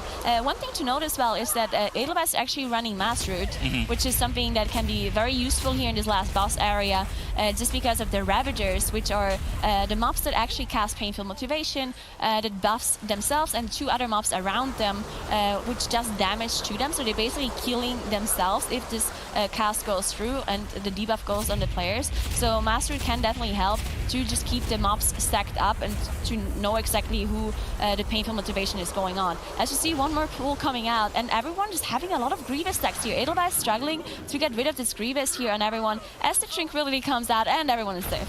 Yes, Tranquility, very cool ability from Wrestler Druid. It's also important to note that whenever Harlan Sweet is above 60% health, he actually only casts one Cannonball Barrage, but once he does in fact drop below 60% health, he'll cast Cannonball Barrage on all three DPS and the healer, so that you can actually pull like just a ridiculous amount of trash like we've seen from No Girls Allowed. And then when Harlan Sweet is below 30% health, I believe he takes 50% increased damage, so he dies so fast once he's actually below that 30% threshold. So it's definitely going to be interesting. No Girls Allowed here. You actually saw Edel run. Okay, so yeah, you saw Edel running off to the side, tagging some of those mobs. They're going to get the Ravager casting their ability and just basically killing a bunch of the mobs off. And then we're going to see No Girls Allowed looking to get their last couple of percent. This was no 1330 that we were promised, but this was still a pretty quick run, I must admit. Definitely, yeah, it was a really good strategy. I think there were some mistakes they did here and there, so it slowed them down a little bit. But all in all, the strategy is really good. So if they pull it off properly and they play everything perfectly, it should be going pretty well. But it seems like the Ravager cast didn't really go off on all of the mobs here, because usually this trash group that they just pulled, they all just going down here. So they only need the last 2%. They do have a couple of battle rests, so they do manage to get them back up. And there we go. No Girls Allowed.